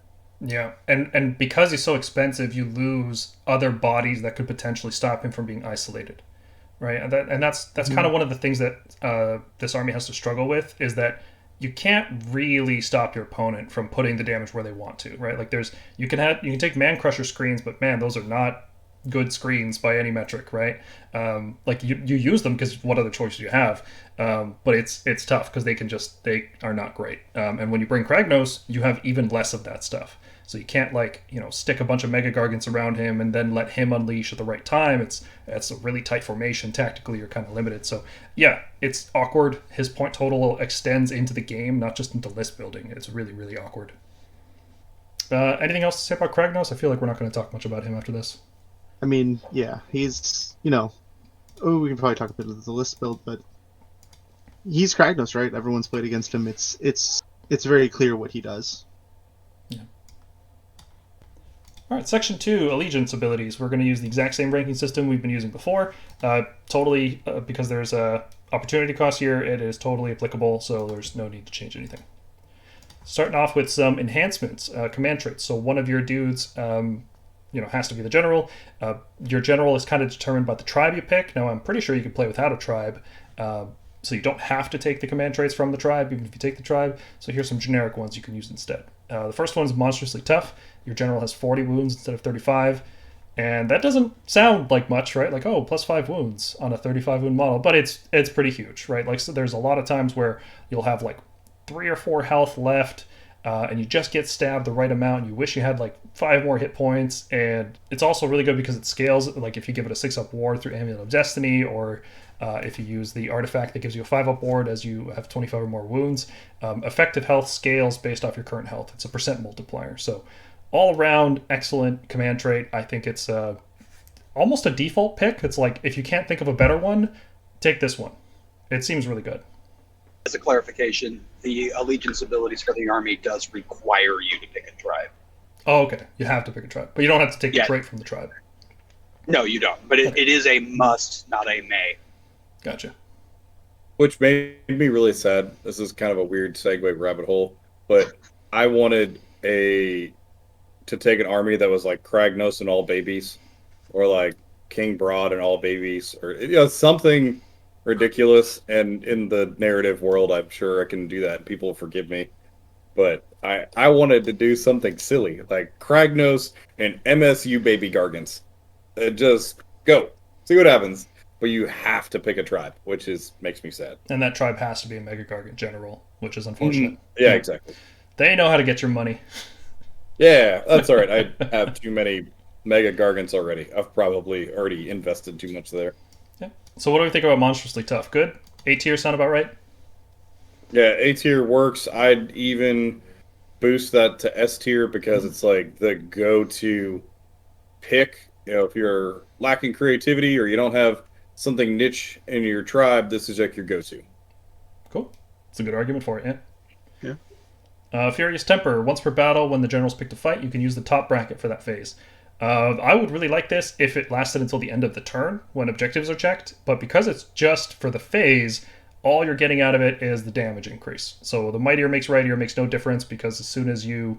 it could make a difference if you're fighting for an objective. More damage could help you control it. But because it's just a damage boost, I think there's just better ways to boost damage, and there's better things to do in this army instead of boosting your damage with a command trait, like taking Monstrously Tough. 5 more wounds keeps you on the objective. So it's like, I don't know. I can't really see a lot of situations where you'd get that much value out of this one. But yeah, I'd love to hear your thoughts on this one, Bear. I'm a good C tier here as well. I think there's much better choice when you only get one command trait. Why would I pick this? Also, the brackets aren't that devastating compared to a lot of other monster brackets out there.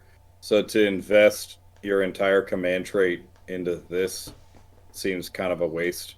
Yeah, and command traits go really far in this army because it's a quarter of your army is getting buffed. It's not like other armies where it's like, oh, here's a 100-point hero. I wonder what they're going to get, Rabble Rouser. Sons of Behemat units wholly within 18 inches have +1 to charge rolls. I think this would be a lot better in pretty much any army that has reserves or teleports. But even then, +1 to speed effectively, right? Because this is a melee-focused army. If you don't make your charges, then that's it, right? So maybe B tier is a bit high, though. What do you guys think? I think it's really good. I think it adds just that slight bit of consistency that they need, especially if you're running Mancrushers that can potentially 3d6 charge and run and charge. So Yeah, I think given the in another army, this would probably not be a B tier pick. But in this army, with the absence of any other bonuses to charge, this is pretty good.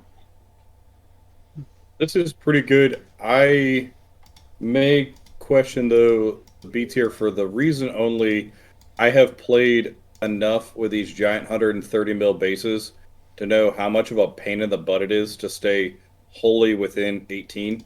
It sounds like a lot until you've got a really fat butt trying to fit it into that wholly within 18.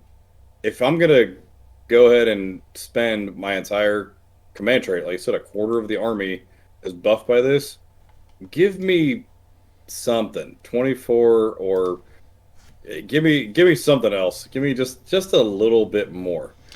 This is helpful, but that's a good point I hadn't considered. Wholly within 18, from the Gargant, that's a big area, but to fit another Mega Gargant in that area would be difficult. Something I would not have considered. So, Bear, you think this would be better served as a table-wide buff? yeah, I think so. What is it going to hurt? It's +1. Yeah, You're spending your whole command trait on it. Pretty good. Yeah. All right, moving on to the universal command traits. We've got Battle Lust. You can reroll run and charge rolls for the general.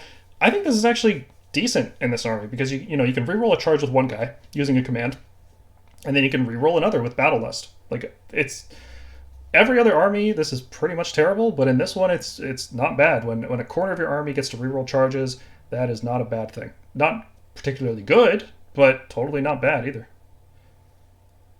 Yeah, the place this finds some play to it is I'll never take the Bloodthirsty, Battle Lust, whatever. I'm never going to take reroll charges as my triumph ever. When you can give a 500-point model +1 to wound, that's going to be my choice every time. So this can replace that if you are looking to kind of just have something that goes flying in and alphas. If that's your game plan, this can be a good way to go, but C tier seems pretty accurate. Skilled Leader, 5+, you can generate a command point at the start of your turn. This army does use a bunch of command points, right? There's tribe-specific commands. You want to be, like, sometimes you're running 6 and then charging, and sometimes you're rerolling the charge. Sometimes you're rallying back Mancrusher mobs, all out defense pretty much anytime your opponent attacks you. Like, this army chugs command points, and you can generate them, okay at the start of the turn. This is a nice, really inconsistent boost to it. It's just so weak. I don't think this could get played. Even though you want more command points, this is not the way to do it. Yeah, I'm not a big fan of this for really most armies. A 5-up is meh. Make it a 4-up. Make it just a double, yeah easily. Yeah, double nice. heroic leadership for a command trait. Yeah. And is that breaking any armies? No. You say that, but there's going to be one. There's that one guy. There's always one. High Priest, F. There's no priest, at least not that, and he can take a command trait. Nothing more to say about that one. Heroic Stature, +1 wound. Never take this when you can take one that gives you +5 wounds. Just don't do it. Master of Magic. This one's actually worth talking about. Rerolling casting, unbinding, and dispel rolls. It's only useful if you take an artifact that goes with it because there's no wizards in this army. But that effect is good enough that I think this warrants an A tier. It is, reliably casting Mystic Shield is really important, but also the protection against enemy spells that this army otherwise is just using heroic willpower. +0 unbinds ain't worth much, so re-rolling unbinds and dispels is worth a lot more. I think this one's really good. It's a strong consideration for a lot of lists. I think you could consider it. Where I struggle with this, and it actually took me a long time to Arcane Tome anything in my list, is the armies that care are going to beat you anyway. Oh yeah, you're not going to cast spells against Lumineth or Seraphon or some things. No. Yeah, you're just not going to. Teclis doing his searing heat to slow you down, and all of the people that care about their spells, they build for their spells, and you get no bonuses other than arcane terrain. So this is nice. I definitely think there's some better tribal choices / monstrously tough. Okay, fair point, yeah. Do you think there's enough matchups where it's not like a magic domination army, something like Stormcaster trying to hit you with a Thunder Shock, which is going to give you -1 to wound across your army, or what else? Cruel Boys are doing some nasty stuff now with magic, and they don't really have a lot of bonuses. Do you think you might consider it more if the meta's full of stuff like that? If it starts shifting, if it is impactful enough that it's going to really cripple a chunk of my army and a chunk of my points, I would probably start considering it. But I feel like you could just blow a heroic action for that. The heroic willpower. Exactly.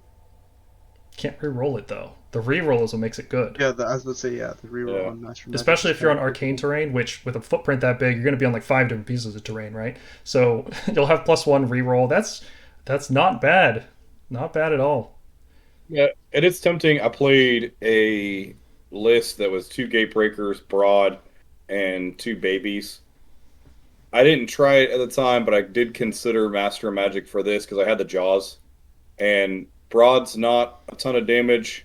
2 Gatebreakers, they can kind of get isolated and taken down. So the Jaws was definitely some reaching damage output to go and take care of things that aren't melee necessarily if I get screened out.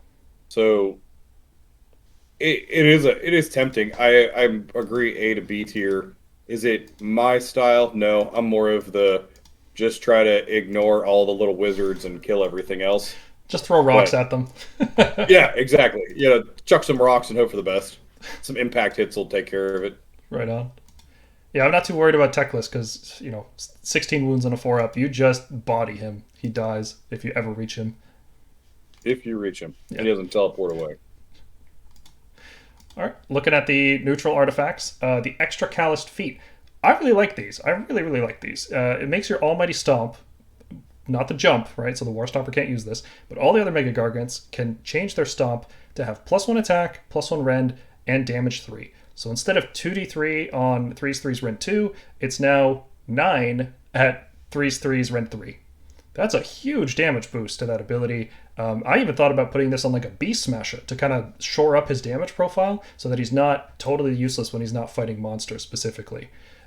It is a very significant boost to the attack, and if you want to go like further boosting damage on that Gargant, you can pop that with Broad's Prayer, and all of a sudden your Mighty Stomp is now a rend. Actually, no, Broad's Prayer doesn't work on that. Dang. But you can make him just punchier in general, right? Like it's a big damage boost in an army that's looking for more damage boosts, I think. So I'm putting this at A tier. What do you think? I agree. I had this also as one of the contenders for the Taker tribe, taking the double artifact command trait. So pair extra callous feet with maybe like Vial Manicore poison, so that it's even more reliable, +1 to wound. I think you can then take a Kraken-eater and make him something to not mess with. Yeah. Mm-hmm.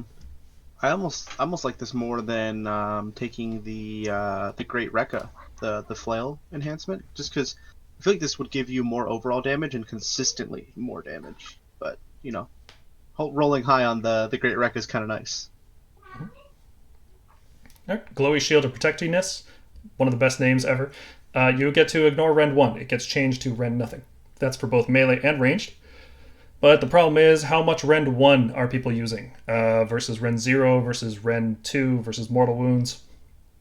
How much damage is this actually going to save you? It's kind of matchup dependent. There's still armies like Night Haunt, which are just going to save. They're going to save debuff you like crazy. So even though you get to ignore the rend 1 off the Bladegeist, they're going to do a bunch of mortal wounds, and they're still going to debuff your save. So it's like it is a nice way to mitigate damage. One of the few ways to actually reduce damage incoming into this army. And it does also, save rolls of 6, reflect 1 mortal. This is going to be really good if we ever leave this meta that is just constraining big horde units, right? Like people are running squads of 10 or 20. They're not running like the 30 Witch Elf blocks, which is where this would really shine, right? Like the Witch Elves are going to kill you, but you're going to kill a lot of them with reflected mortal wounds back. So that would be nice. Yeah, I like it, but not as much as some of the other choices. I think it's about a B tier. I think there's a good bit of chaff and other small units right now. Yeah, you're not going to get as much play in some of like the higher rend armies, but I think this definitely has a spot. It's one that I'm seeing people kind of lean into a bit for testing. Just getting rid of that rend. It in a world where you have 35 health, people are just going to throw everything in the kitchen sink at you. Taking a lot of that weight of dice and making it a little easier to save on a 3-up, it is pretty nice. B tier, probably pretty accurate. Maybe even A tier. Just you'd have to kind of take a look at the meta and see where it's sitting. But it is good. It definitely has play. Don't turn your back on it. Mm-hmm. Another problem I see with this one is as soon as your opponent knows which one ignores Rend 1, they'll pour all their Rend 1 shots or whatever into another target, and then they'll leave the high quality stuff in Mortal Wounds for that target. So I feel like as soon as this one picks up, it's almost going to be like a counter meta to itself where people will just play around it, and then you'll be like, oh, I guess I just won't use it then because I'm not getting that much value if people are just going to ignore it. Yeah, and the save rules with 6 Reflecting Mortals is definitely something that can't be ignored if you've played like a Star Drake at all. It's really nice, and you always get those saves even if the damage is gonna like overkill you. So if you've got a billion Witch Elves coming in, it's nice that if they're gonna do 60 attacks at you, at least you'll be able to do some mortals back at them. Mm-hmm. Looking at Scavenger Wake, once per battle. So the fluff behind this is the best I've ever read of anything. It's like a bunch of wolves and rabid animals are following you around and just eating whatever bits you don't deal with. That's awesome. I love that that's an artifact that your army can pick, is you just have random wildlife following you around. That's fantastic. But in terms of rules, once per battle in the combat phase, you can pick a unit and roll dice equal to the number of models, with maximum of 10, and each 4+ deals a mortal wound. So best case scenario, it's going to deal about 5 mortal wounds to a screen at the start of combat. And that's pretty good against stuff like Lumineth, right? You have these 10 Warden screens that are such a huge pain. What you want to do is just charge Mortal Wound them to death, and this is it could be like the last little bit of damage that you need, or you can start pumping into something else. But the more you think about it, it's like, well, how many times are you just not going to have a good target for this? How many times are you going to be forced to basically use it on a 1 wound monster because you're about to die? It's only once per game. If it was every turn, maybe. Frankly, I feel like I'm talking myself even out of the C tier ranking that we put here. Maybe it's a D tier. It really doesn't seem that good. Some of the places that I've considered using it is if you're running things like all Gatebreakers. Those are the guys that you want to get into the meat of the army, and you want to really chunk past all of that chaff. So I'm going to use the rocks, the rock throw. I'm going to use the new monster's action to try to make them bravery run away. Impact hits, kind of trying to make holes in there. And if I don't make a big enough hole, I can still clear something off of me to allow me to pile into the meat of the army and really start dealing in some damage. That's the only place I could kind of see for it when I read this the first time, that it's just like a cascading wave of trying to get everything out of your way so you can get where you want to be. C tier seems pretty good for that because it's situational, and it's more just my line of thinking of trying to make holes and get past things. There are plenty of players out there that have been very successful being more passive, sitting back and stuff, and they're going to have zero use for this. Mm-hmm. It's not going to really help them at all. Yep. Next up, the Amber Bone Totem. You get to run in charge. You can't shoot, but that's, if you don't have a shooting attack like a Stomper or something, then that's totally fine. This is amazing because you can use a run 6 command on that Gargant, and then you have a 16-inch move followed by a charge. If you have Brodd, that's an 18-inch move potentially followed by a 3d6 charge. If you go Warstomper, right? Like, I love this speed boost. It's basically you move 6 more inches every turn at the cost of a command point, or you just gamble if you don't want to use command points too. Like, man, very strong artifact. 10-inch move is really limiting on what Gargants can do, so anything that boosts their speed is really good. Yeah, a lot of people are really, really loving this one. This has become really popular in the first few lists that I've seen come out with a new book. A tier is perfectly on point. It gives you great speed. You want to toss that on a dude, toss Kragnos in your list, have fun.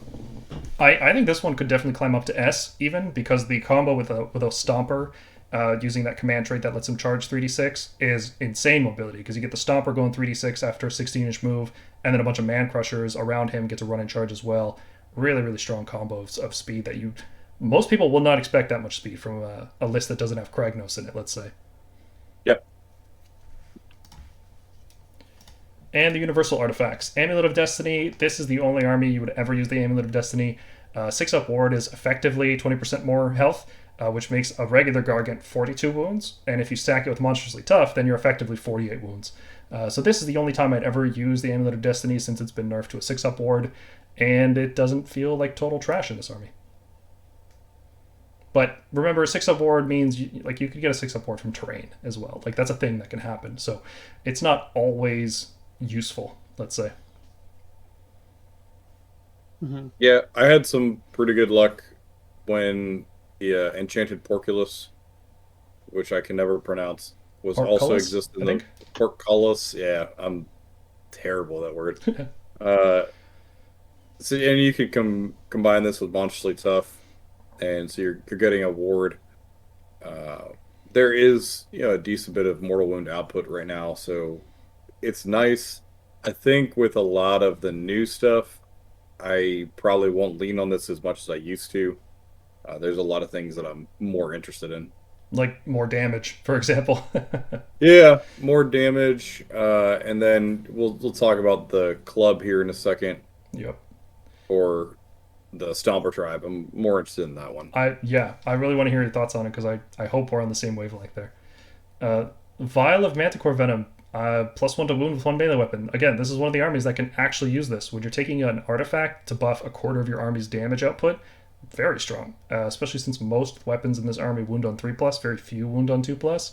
And this allows you to basically be at max efficiency in your attacking without having to use Finest Hour. So you could save that for defensive purposes, or you can fight with 2 guys at the same time at max efficiency.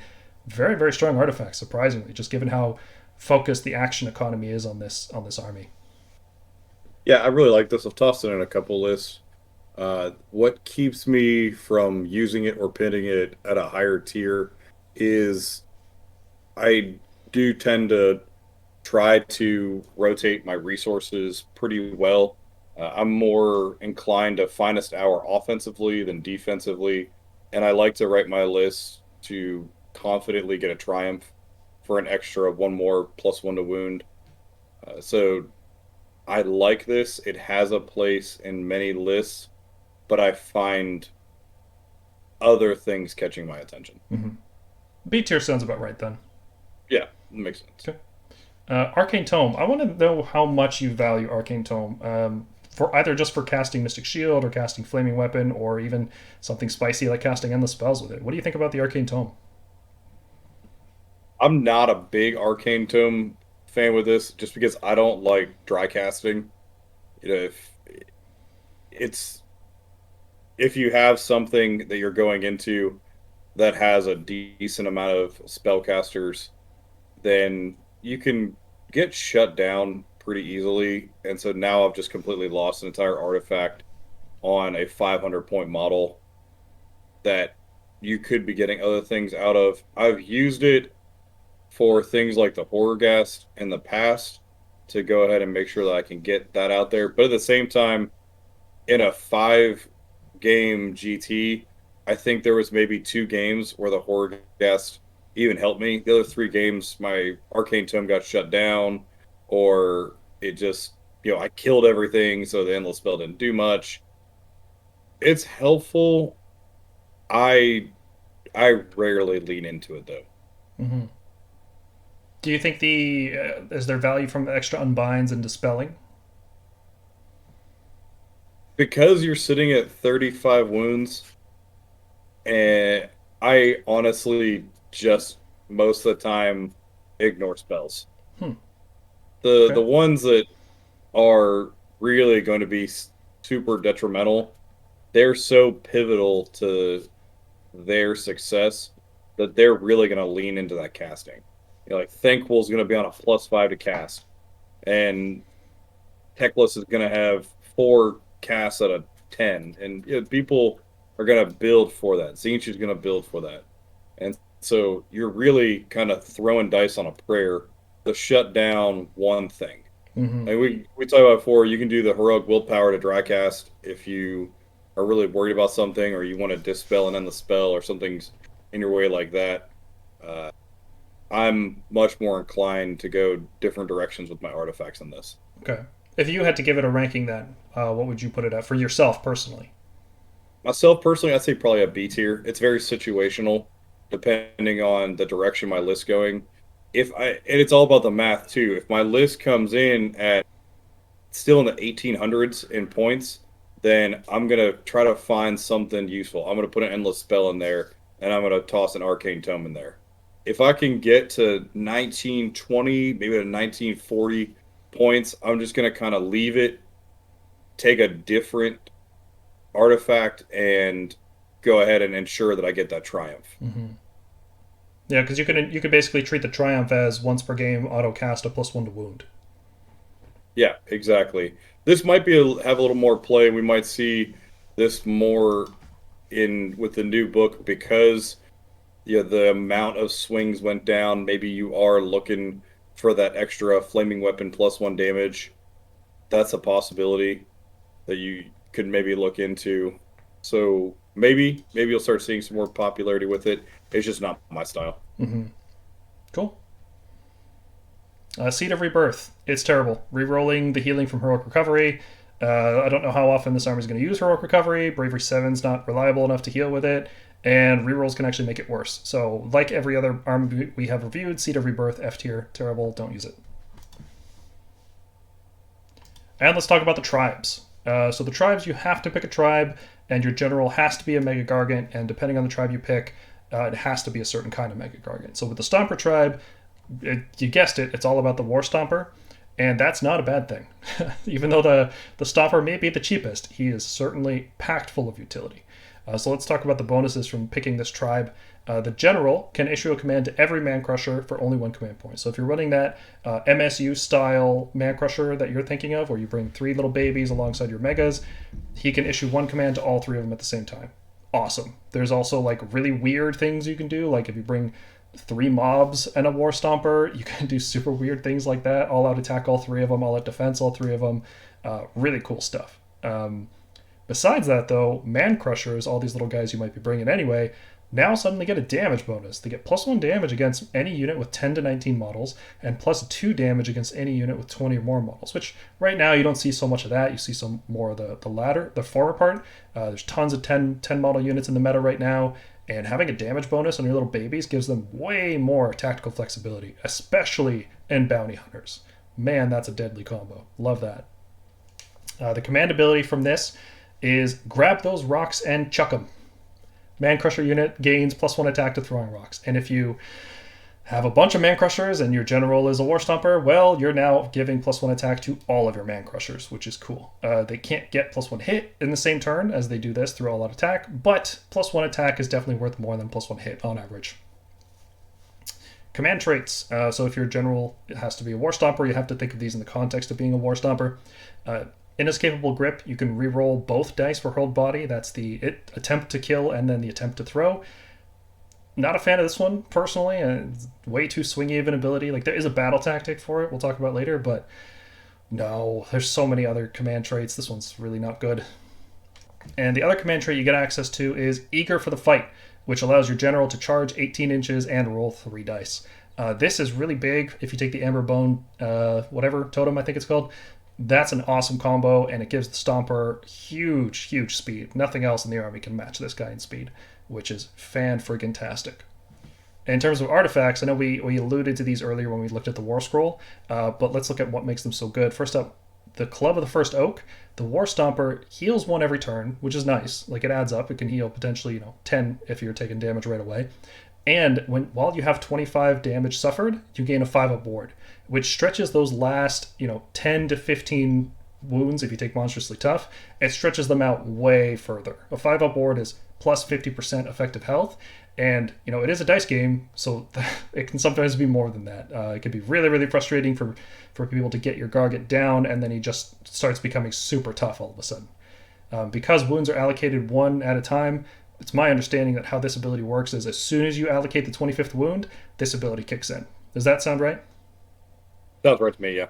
Okay, then we're going to play it that way until we hear otherwise. And then this artifact, I think this is a sleeper artifact, but Mantle of the Destroyer, friendly Sons units within 12 inches have Bravery 10. And the reason I think this is so good is because one of the things I see really, really, really hurting Sons of Behemat in the competitive scene will be Lumineth. Specifically, those two spells that they stack on a single unit that you have to roll over your bravery in order to do anything.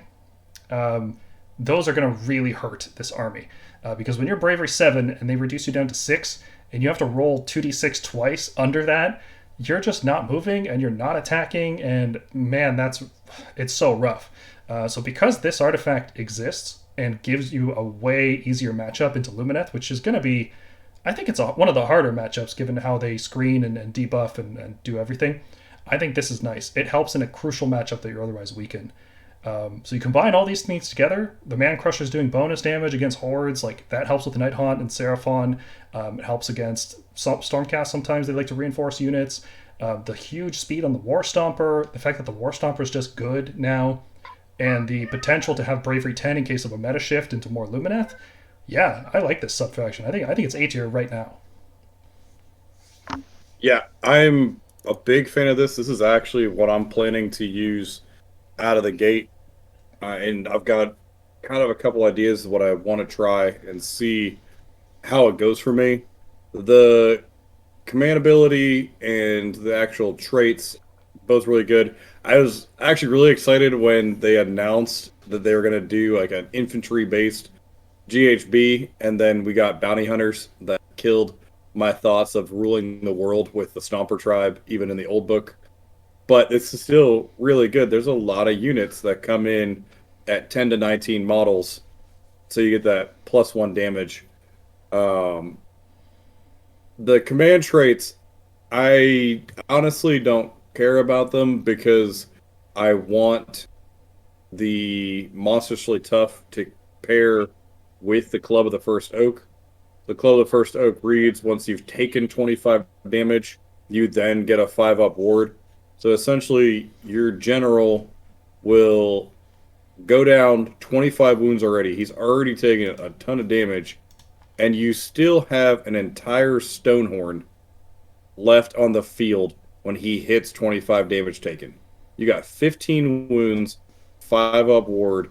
You got a 4-up save, not quite a Stonehorn, but it's still a lot to move off a point. He's going to be incredibly tanky with that. The Mantle of the Destroyer, take the boss of the Stomp and put this on your second guy. Now you're never going to worry about your babies running away on a bad day because you got a Bravery 10, and it can also, they're saying it'll definitely help with matchups like Lumineth. So I really love both those artifacts. Don't care about the command traits, but overall, this is my favorite tribe coming out of this book.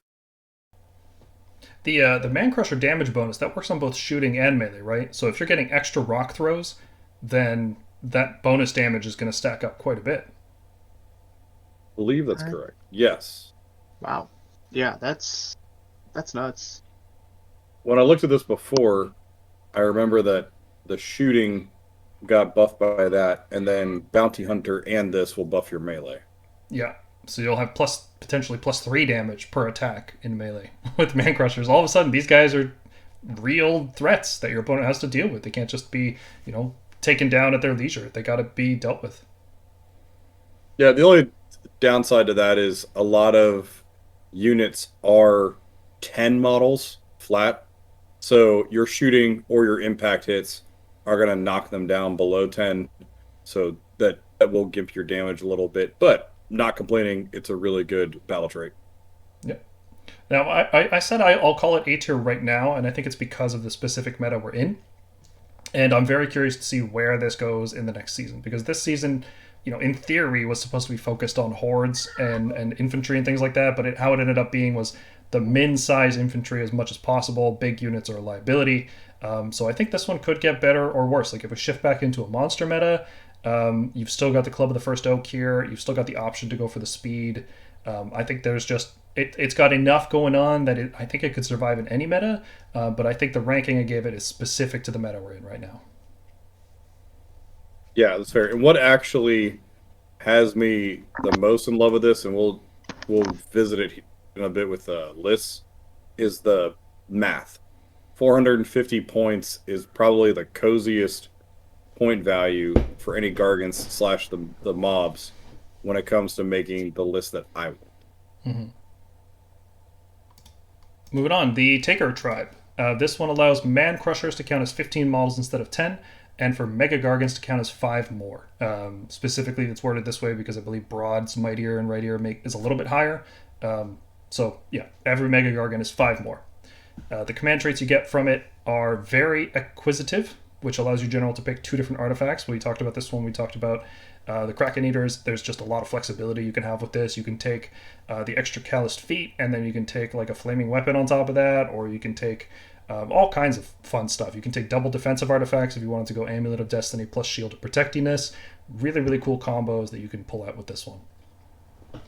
And then there's Extremely Intimidating, which is like an upgraded version of Terror. Instead of having a 3-inch range, it's 6-inch, and it also includes Rally on that list. How useful is this? Because I figure Terror is probably good enough. I don't know if you need to take this command trait. 6 inches is huge, though. When you look at the base size, plus an extra 6-inch radius on top of that, this could really shut down a lot, especially if you really get into a chunk of somebody's army. That shuts down any of their shooting stuff from rallying and things like that.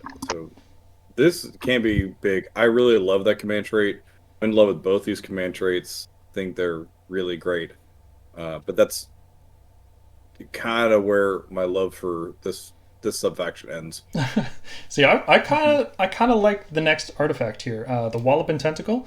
That's fair. Only Kraken Eaters can use it, and a 4+ in the combat phase. You deal D3 mortal wounds and apply Strike Last to a hero.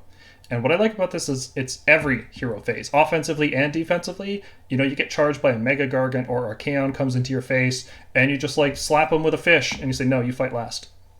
And it's not even a monstrous rampage, so you can't ignore it. Like if you were playing against Stormcast and their Astral Templars, it's just a 4+. You fight last. Sorry. Strike Last effects are really good in this army, which, like we talked about earlier, it's all about tag teaming. You never want to fight like one. It's not like an army where you fight one Gargant against the whole world. It's like you want to bully people. You want to team up your triple squad, rolling up together and just bullying people. And the Walloping Tentacle is one of the few ways to do that, kind of without worrying about getting hit first. So I quite like this one, personally. I think it's pretty good. Yeah, it's good. We'll talk about the Glay Lantern next. I think they're both good. I will take back my statement. There's a very specific reason I'm not a Taker Tribe fan. Everything on this page is great.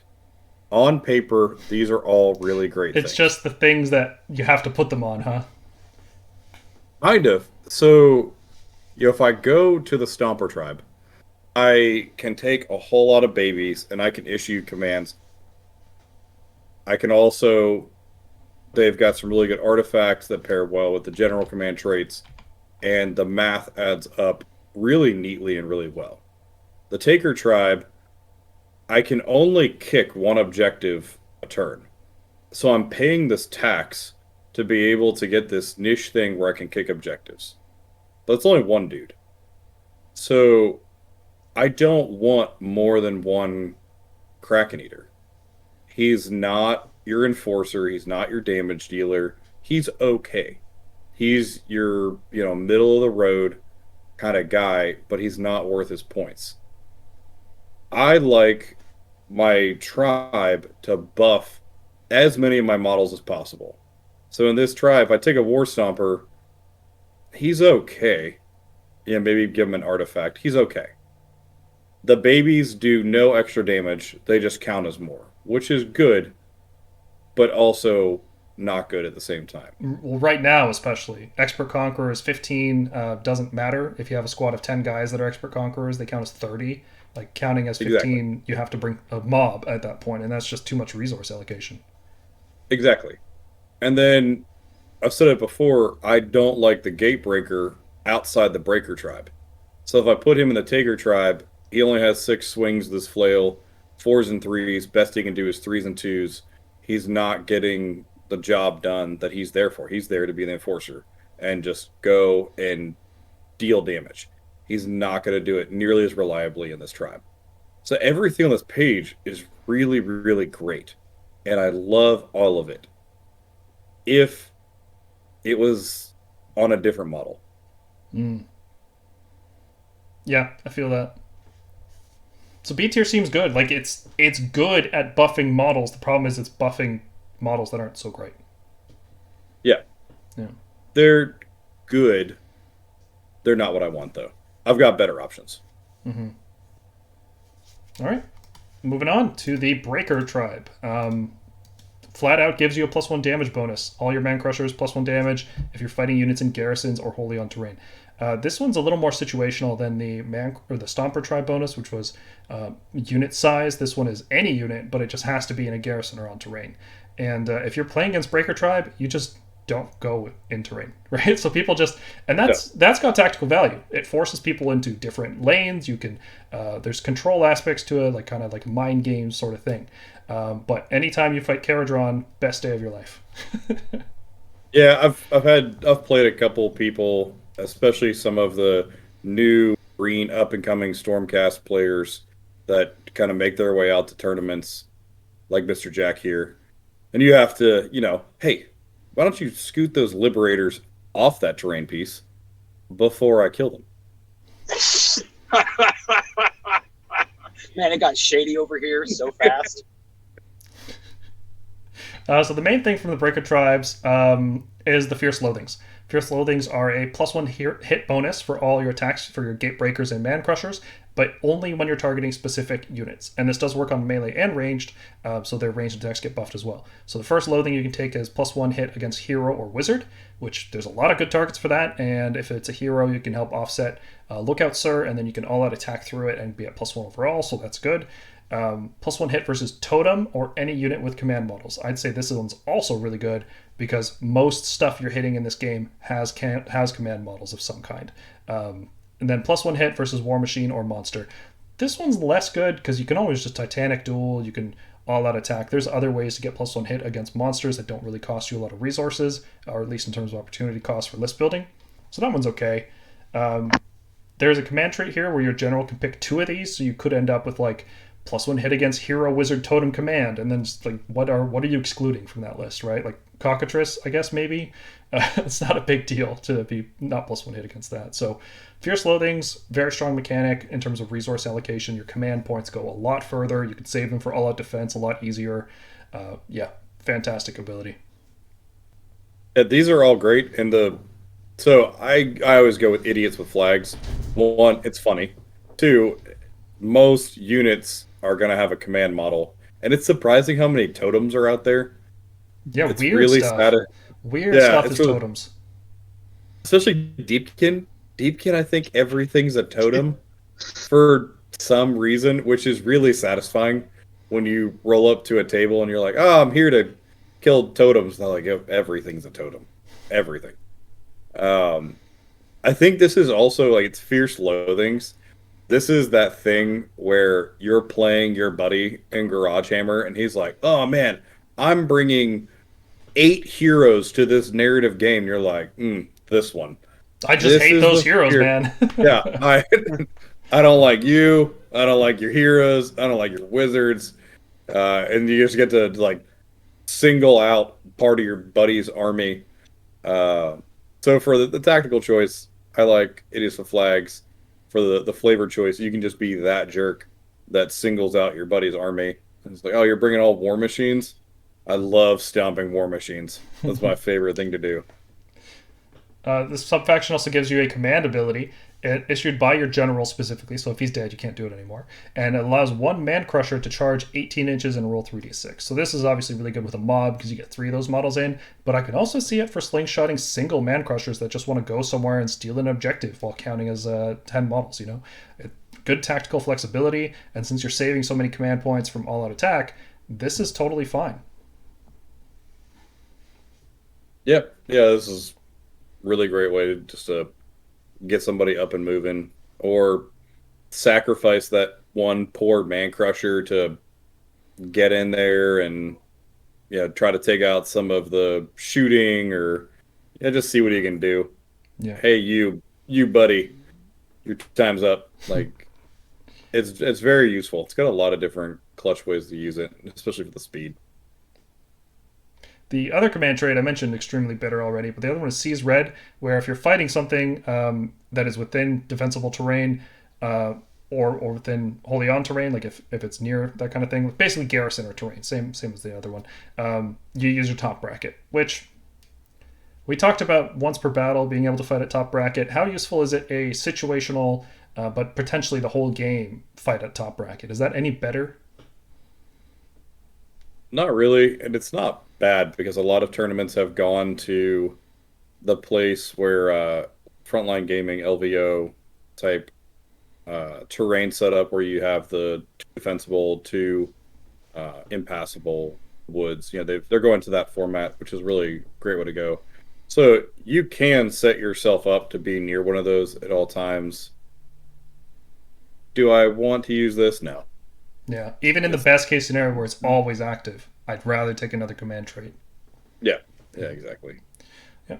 Okay. The Great Rekka is the first artifact here, and this allows your Gatebreakers flail. Every hit roll of 6 causes D3 mortal wounds, and that's in addition. It's not instead of like a lot of other attacks. And that's a damage spike on a really spiky damage guy. We talked about the extra calloused feet being potentially better for more consistent and just higher overall damage, but man, when this thing spikes, it spikes hard. It's pretty crazy. Yeah, this could be cool. Bosses of the Stomp, put this on a guy and just let him go crazy. I think there's things that I would prefer out there to this, but I do like it. It has that really cool spike potential. Again, I don't like to go for spike, and I don't like to go for gambling. So I'd probably design a little different, but this is definitely, I'd say probably right in that A tier, like very, very usable artifact. Mm-hmm. Yep. And the last thing you get from this tribe is the King Slaughter Cowl, which allows you to add 1 to wound rolls when you're fighting a hero. There's a ton of heroes you want to fight in this game, but wouldn't just Manticore Venom be better? Yeah, I never understood that. Maybe this is planning for a world where there's no Manticore poison to hand to your heroes. The Manticores are gone, and they've taken their poison with them. I don't know. I never understood this one. Is it like it adds it to every weapon, whereas Manticore Venom adds it to one? Yeah. Oh, does this one not have the one weapon thing? I might be every weapon. Okay. That would make it different at least.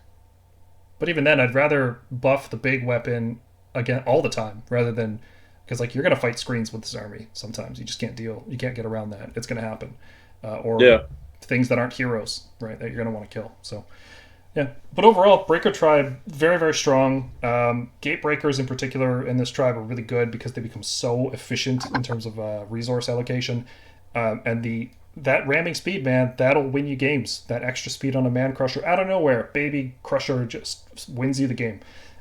Really, really good. I quite like this one a lot. So I'm giving it the S tier. I think a lot of people are gonna play this one and they're gonna do well with it. I think it might change as people experiment with the book more, but this is my starting point. This is where I would start playing. Yeah, I definitely could agree with that. My drawback is I had the most success with the last book. I finally committed to the concept of taking an entire army that is buffed by a single tribe. So I did 3 Gatebreakers, 2 babies, and the math for that just doesn't work out anymore. Even if you add an endless spell, you're very well below your 2,000 point cap, uncomfortably low. So that bothers me. I could take a Warstomper or 2 mobs. That's something I am interested in, is 2 mobs, 2 Gatebreakers maybe. But that's where I'm kind of sitting right now. I think this is great. I just haven't decided how I want to use it yet. Mm-hmm. Where would you rank it then, personally? I think it's A or S tier. I think it's definitely sitting up there with Stomper. Stomper is my favorite currently. That might be just because I'm a little bit simple and I know what I want to do with the Stomper tribe. and I'm still trying to kind of figure out how I want to pilot the Breaker Tribe. Mm-hmm. But I think they're both the winners in this book. Oh, definitely. Especially compared to this next one here, the Smasher Tribe, the newcomer, is it doubles down on the anti-monster stuff that the Beast Smasher has, and I don't think that's to its benefit because he's already really specialized in it. So when you bring a whole tribe that's specialized in it, it's like, I don't know about this. But let's go over what it does real quick. So Mancrushers can use the really cool attack that the Beast Smasher does, where you get one attack and it does 46 damage versus monsters. So you can just give it all up and roll the dice and see what happens, which is cool. I like that because Mancrushers aren't like super good at killing monsters normally. So that's actually a nice piece of utility for them. And then you can specialize your other Gargants into fighting hordes instead. So not bad at all. Command ability, don't let a few cuts stop you. It's issued by the general in combat, and the Mancrushers use the top row, and if they haven't fought yet, they can fight on death. So you can get value out of your Mancrushers, even if somebody's charging into them and fighting, you can trade pretty effectively. And this doesn't require monsters. I think this is one of the better things about this subfaction, personally. The command traits you can get, one of them is Seize Green. Once per battle, the general has a 4+ wound, but 4+ ward against mortal wounds for one phase of the game.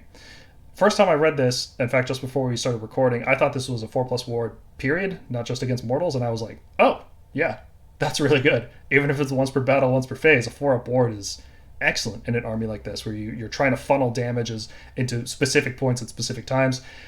But then you guys corrected me, and it's just versus mortals, and I am suddenly way turned off by this. Way worse than I thought. Which your way actually makes more sense, because if you look at the theme of this guy, he's essentially hanging out with like orcs. He's going with the different orc clans and running with them. He can waw, he sees green. So there should be the same thing as the Bone Splitter waw, but instead it's just narrowly pigeonholed to just mortals. Yeah, and it's kind of a flavor miss too. Well, it's not a flavor miss. It's like a technical miss, because nobody's gonna kill a Gargant with mortal wounds, right? Like that's not how you do it through regular wounds. Mortal wounds are not plentiful enough to kill a Mega-Gargant. Like you're not doing 35 mortal wounds. Well, maybe if you're techless and abusing a rule, but that's another problem. I'll level around to that at some point, I'm sure. No, you're not doing 35 mortal wounds to a Mega-Gargant, right? So like a ward versus just mortals is, I'd rather just have a 6-up ward, frankly. That seems more useful. Yeah, no, I agree. So I don't know about that. It depends, right? It's like if you don't want to take most of your damage up front, and this is mainly against either Kragnos or Ogre Maw tribes, who are coming in with huge charge impact. They're essentially the entire army works like annihilators. So if you don't want to take a bunch of mortal wounds, you can declare it in the charge phase and then mitigate all that incoming damage, and then take that -1 Rend 2 damage on the face pretty easily with your all-out defense. That's a good point. This is really good into specific matchups. But are those matchups plentiful enough, do you think? Depending on how the Ogre Maw Tribes book goes, but I think Ogre Maw Tribes is a problem for this book because they have a lot of upfront damage and then a lot of melee damage. I think they do the job of bashing better than Gargants do in some ways. Maybe. I think that's where the Strike Last stuff comes into play. The Strike Last stuff is really useful against that army. Well, they can also make you strike last with a charge. They have that monstrous action now. Oh, good. That's what they needed. All right, back on topic. Another command trait you can take here is the Marrow Drinker. After you slay a monster, you can roll dice equal to its wounds characteristic, and you heal 1 for each 5+. Good healing, frankly, but what if you don't slay a monster? Then you've taken a command trait that does nothing. And just, I don't know, not a fan of this one. You're going to heal, 3 wounds off killing a 15 or a 10 wound monster? Something like that? Yeah. Not enough healing, really. Lore-wise, great win. Just kill a monster, you just crack open a cold one, you just start sucking on that delicious marrow. Love it. Artifacts. First one, the Shatterer. So this has to go on a Beast Smasher, and it buffs his Minier Club. Any wound roll of 6 shatters armor for the rest of the battle. And when armor is shattered, that means you ignore positive save modifiers. So they can just never get bonuses to save. They never get all-out defense or cover or finest hour or anything like that. And however, it only works on hero, monster, and war machine. So if you're crashing into something like super durable, that's a unit, right? then it just can't work on that. So there's restrictions on this ability that also requires making a wound roll of 6 on a club that only has a couple attacks. Nah, I'm not feeling this one here. Best case scenario, it adds what? Rend 1, Rend 2 for the rest of the battle? That unit's probably going to die anyway. Yeah, if you've got a hero or a monster, probably a war machine too, that is now in combat with a Mega-Gargant, how long is it going to last unless it retreats? With a Beast Smasher in particular, right? Like, this thing's meant to kill the monster that you just shattered. So it's okay. Like, it helps against that attack, right? It's nice, but it's just so unlikely to occur. I'm not feeling this one. And then I think this one might be the saving grace of this whole subfaction here, the Mantle of Tusks and Horns. Beast Smasher, again, once per battle, this phase, you get +1 hit for all Sons of Behemat on the table. I think this is an awesome ability. It's very strong. My problem with it is that the Breaker tribe exists and kind of just does this every turn, pretty much. So, like, I guess you can go, like, a bunch of Beast Smashers and Warstompers and give them +1 hit because it's only Mancrushers and Gatebreakers that get the loathings. So there's some lists that you can do with this that you couldn't do with Gatebreaker. But really, you should just probably play Gatebreaker instead. Yeah, there's that. So when we showcased this army for the pre-release, we did a massive 3,500 point battle. It was everything this book has to offer. We put it on the table versus Ironjaws. And I took this as my artifact in the Smasher tribe because I had, what is there now?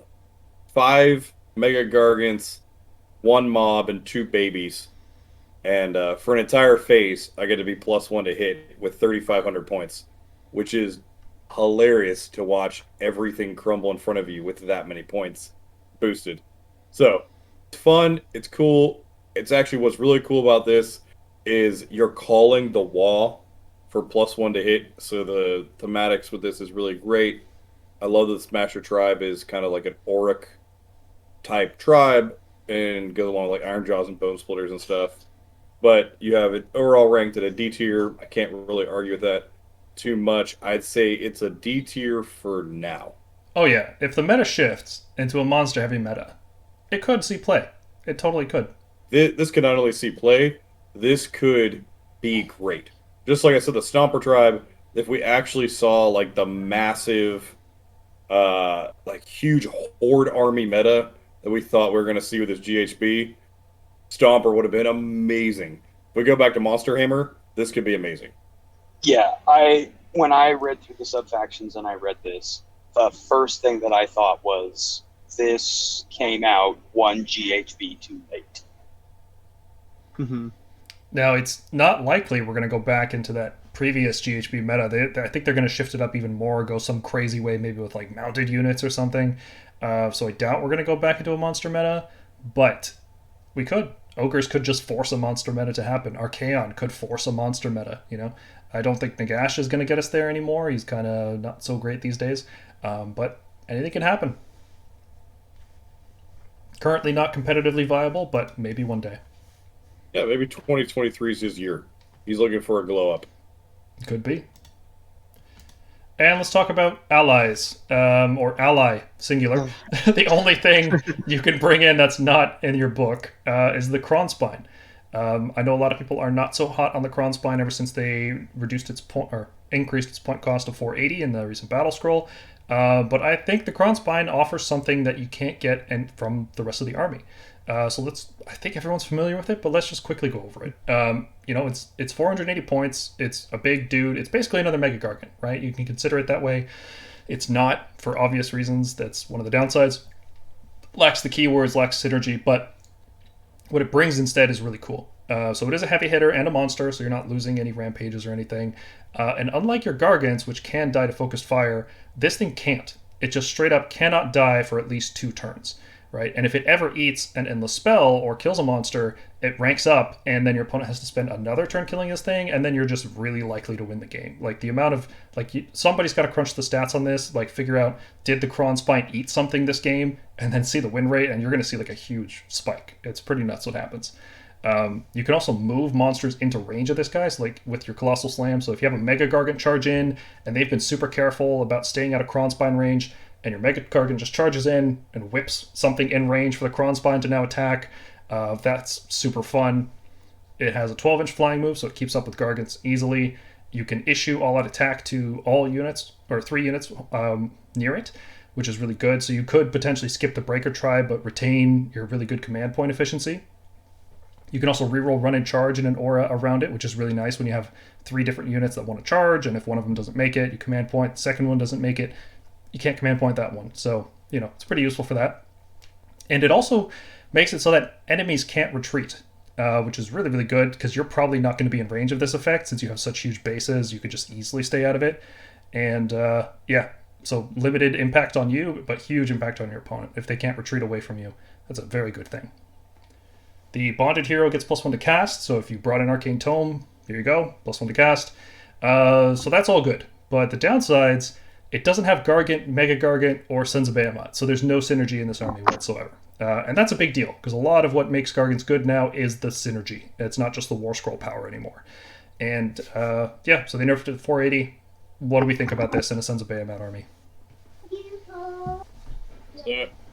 I am the wrong person. Everybody asks me this question because it's very popular to stick Krondspine in place of a Mega-Gargant. And everybody asks me, hey, what do you think about this? Why don't you play it? And my usual response is, because I just don't like it. Like, I don't want to be overly negative. I really hate the concept. I don't like Krondspine. Thank you, Krondspine, for coming in the meta and kind of leveling the playing field for a couple armies out there. But for Sons of Behemat, there's so much else that I can do in synergy. And people have said, like, well, you get the bonus to cast, or you can leave him on a flank and people are scared of him, or he won't die. Well, he's also, what is he, five models? I could also just kind of ignore him. Or I could screen him out. And there's other things I can do to him. And I have to make sure I'm 3 away from him. Other things like that. If I take him in place of a Mega-Gargant, one, I'd have probably 3 megas or 2 megas and some babies or something like that. Whereas if I took a 4th mega, now I've got an extra artifact for the boss of the Stomp. That's giving me a mega and an artifact both in place of this thing that gets nothing from my battle trays, nothing from my tribes. So, I would prefer a Gatebreaker with a Fierce Loathing getting +1 to hit, or an artifacted Warstomper or something like that. And now at 480 points, he really messes things up because he's more than a mega, he's more than a mob, and he gets none of those bonuses from it. He's less than a Gatebreaker, which is cool, but he doesn't fit with Gatebreakers. If you want to put him in that 3 Gatebreaker list that people were running, it doesn't fit anymore. So now it's even more justified that he just messes that entire synergy up that you're trying to build around your tribe. Mm-hmm. Yeah. I also, you'd think, oh, I can give everything, re-rolling charge rolls. I mean, you can do that with some artifacts. You can also, just, if you really want to do something big, you can run Kragnos, for example, for bigger charges. But also it's wholly within 10 inches, which is not great when you have a bunch of dudes, right? And you don't really want to be that stacked all close together. You want to be moving around the board. So I can definitely see how this unit doesn't necessarily fit with what you want to do with the army as a whole, as far as the game plan. It doesn't enable your game plan any more than another Gargant does. Mm-hmm. Yeah, in place of this, in the Stomper tribe, I take a mob. I save 30 points. And that mob gets to jump in the synergy of getting all of the command issues for free. You issue all out attack, and all of them get it as long as they're within range. This guy doesn't get any of that, and he's more expensive. Just not my thing. Let me ask you this question. Would you use this guy instead of a Beast Smasher? No, I don't think so. Ooh. The Beast Smasher is going to be able to, you're going to see monsters still. That is still a viable option. And the Beast Smash's damage isn't nearly as high as some of the other Gargants, but he has terror. So he can run in, impact hit things, swing his club, which has very reliable damage, and then they're not allowed to, save themselves from battle shock.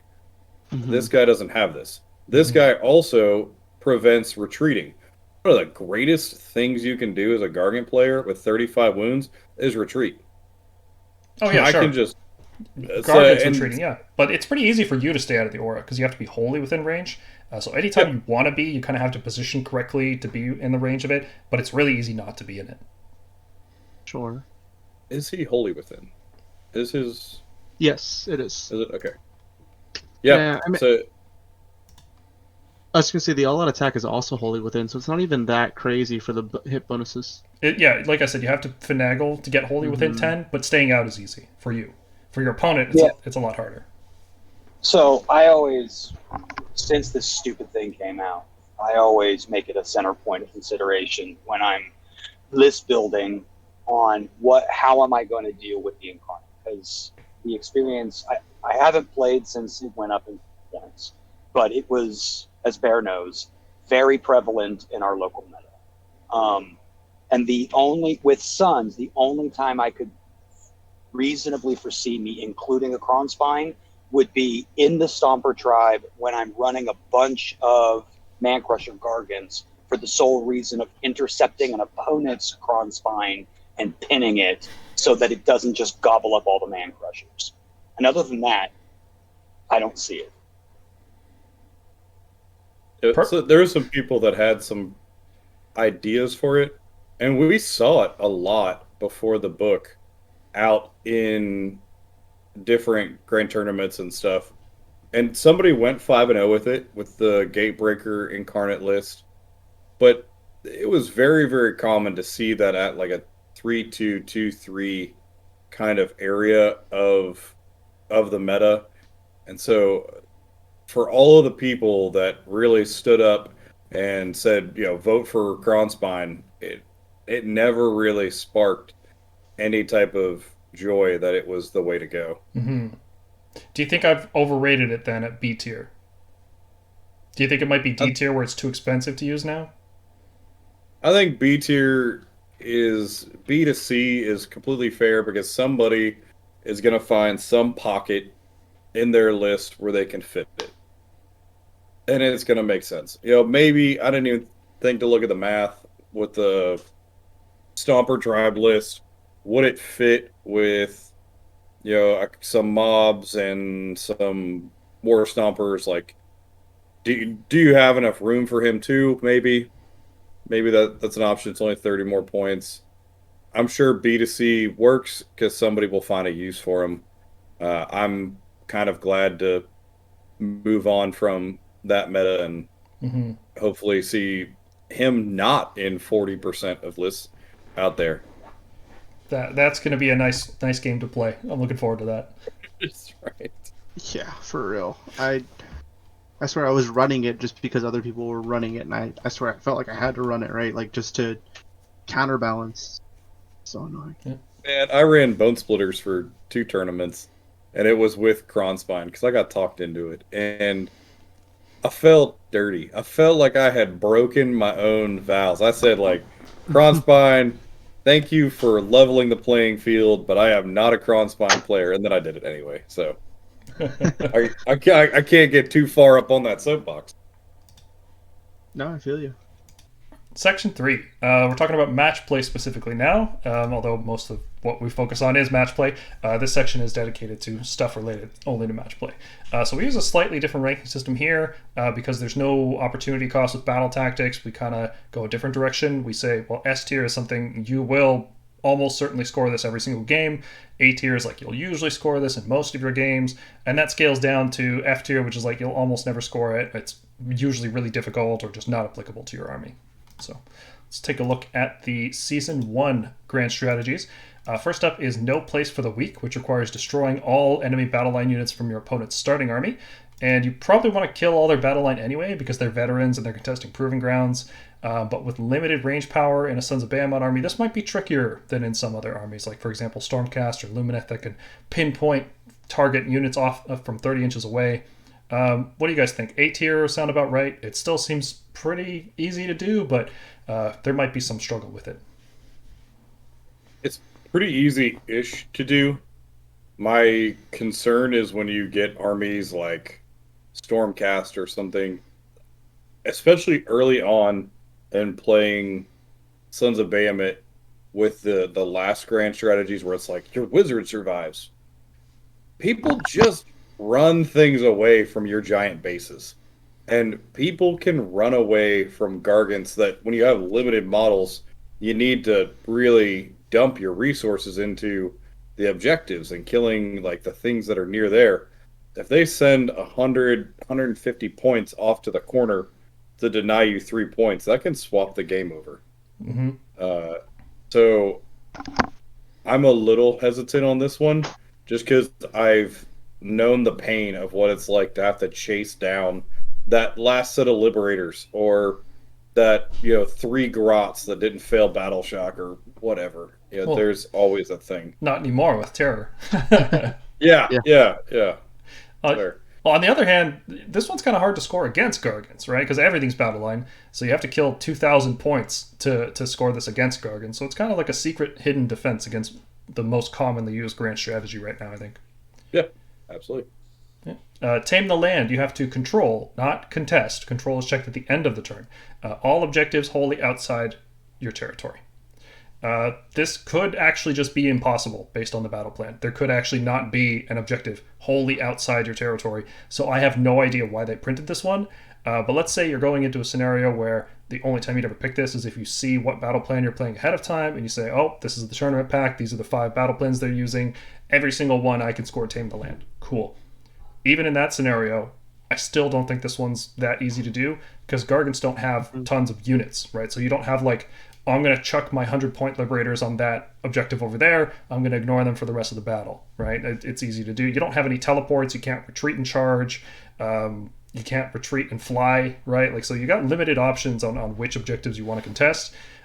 Sometimes it just fits naturally into what you're trying to do, though. Like, you want to control that opponent's objective. So C seems about right. Yeah, I agree. Yeah. Not much to fight against there. Yeah.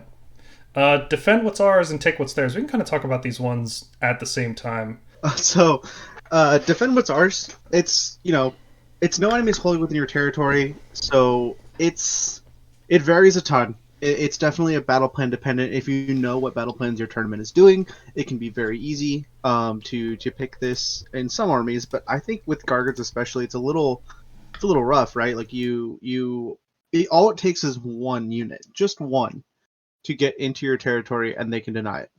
And it is wholly within, but still, like Rumstone Cache is probably the only one where you could feasibly get this just about every time, if that. So, yeah, it's D tier. It's really hard to score. It's possible, but it's not quite impossible like an F tier one, right? And then take what's theirs. Literally, this is you just take on the Warpath, right?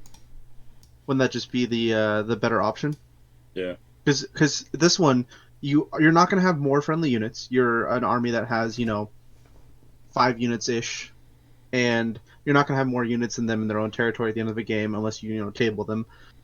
The on the Warpath pretty much helps you out with if you have like one thing left, all you have to do is have that thing end there, right? So this can it's a better version, I think. I don't know if you disagree with that assumption there. Yeah, that makes sense to me. I Yeah. would agree with that. And then the next two, Demonstration of Strength and Show of Dominance, which are usually really good for armies. No, not kidding. I'm just kidding. They're not that good. But they're F tier in this army because there's no veterans. So you just literally can't score this. You can't even bring allied veterans to score this. So F, not applicable. You cannot score it. But let's look at these Sons of Behemat grand strategies because I think they're a lot better. Obviously, they were designed with the book in mind, not with the season.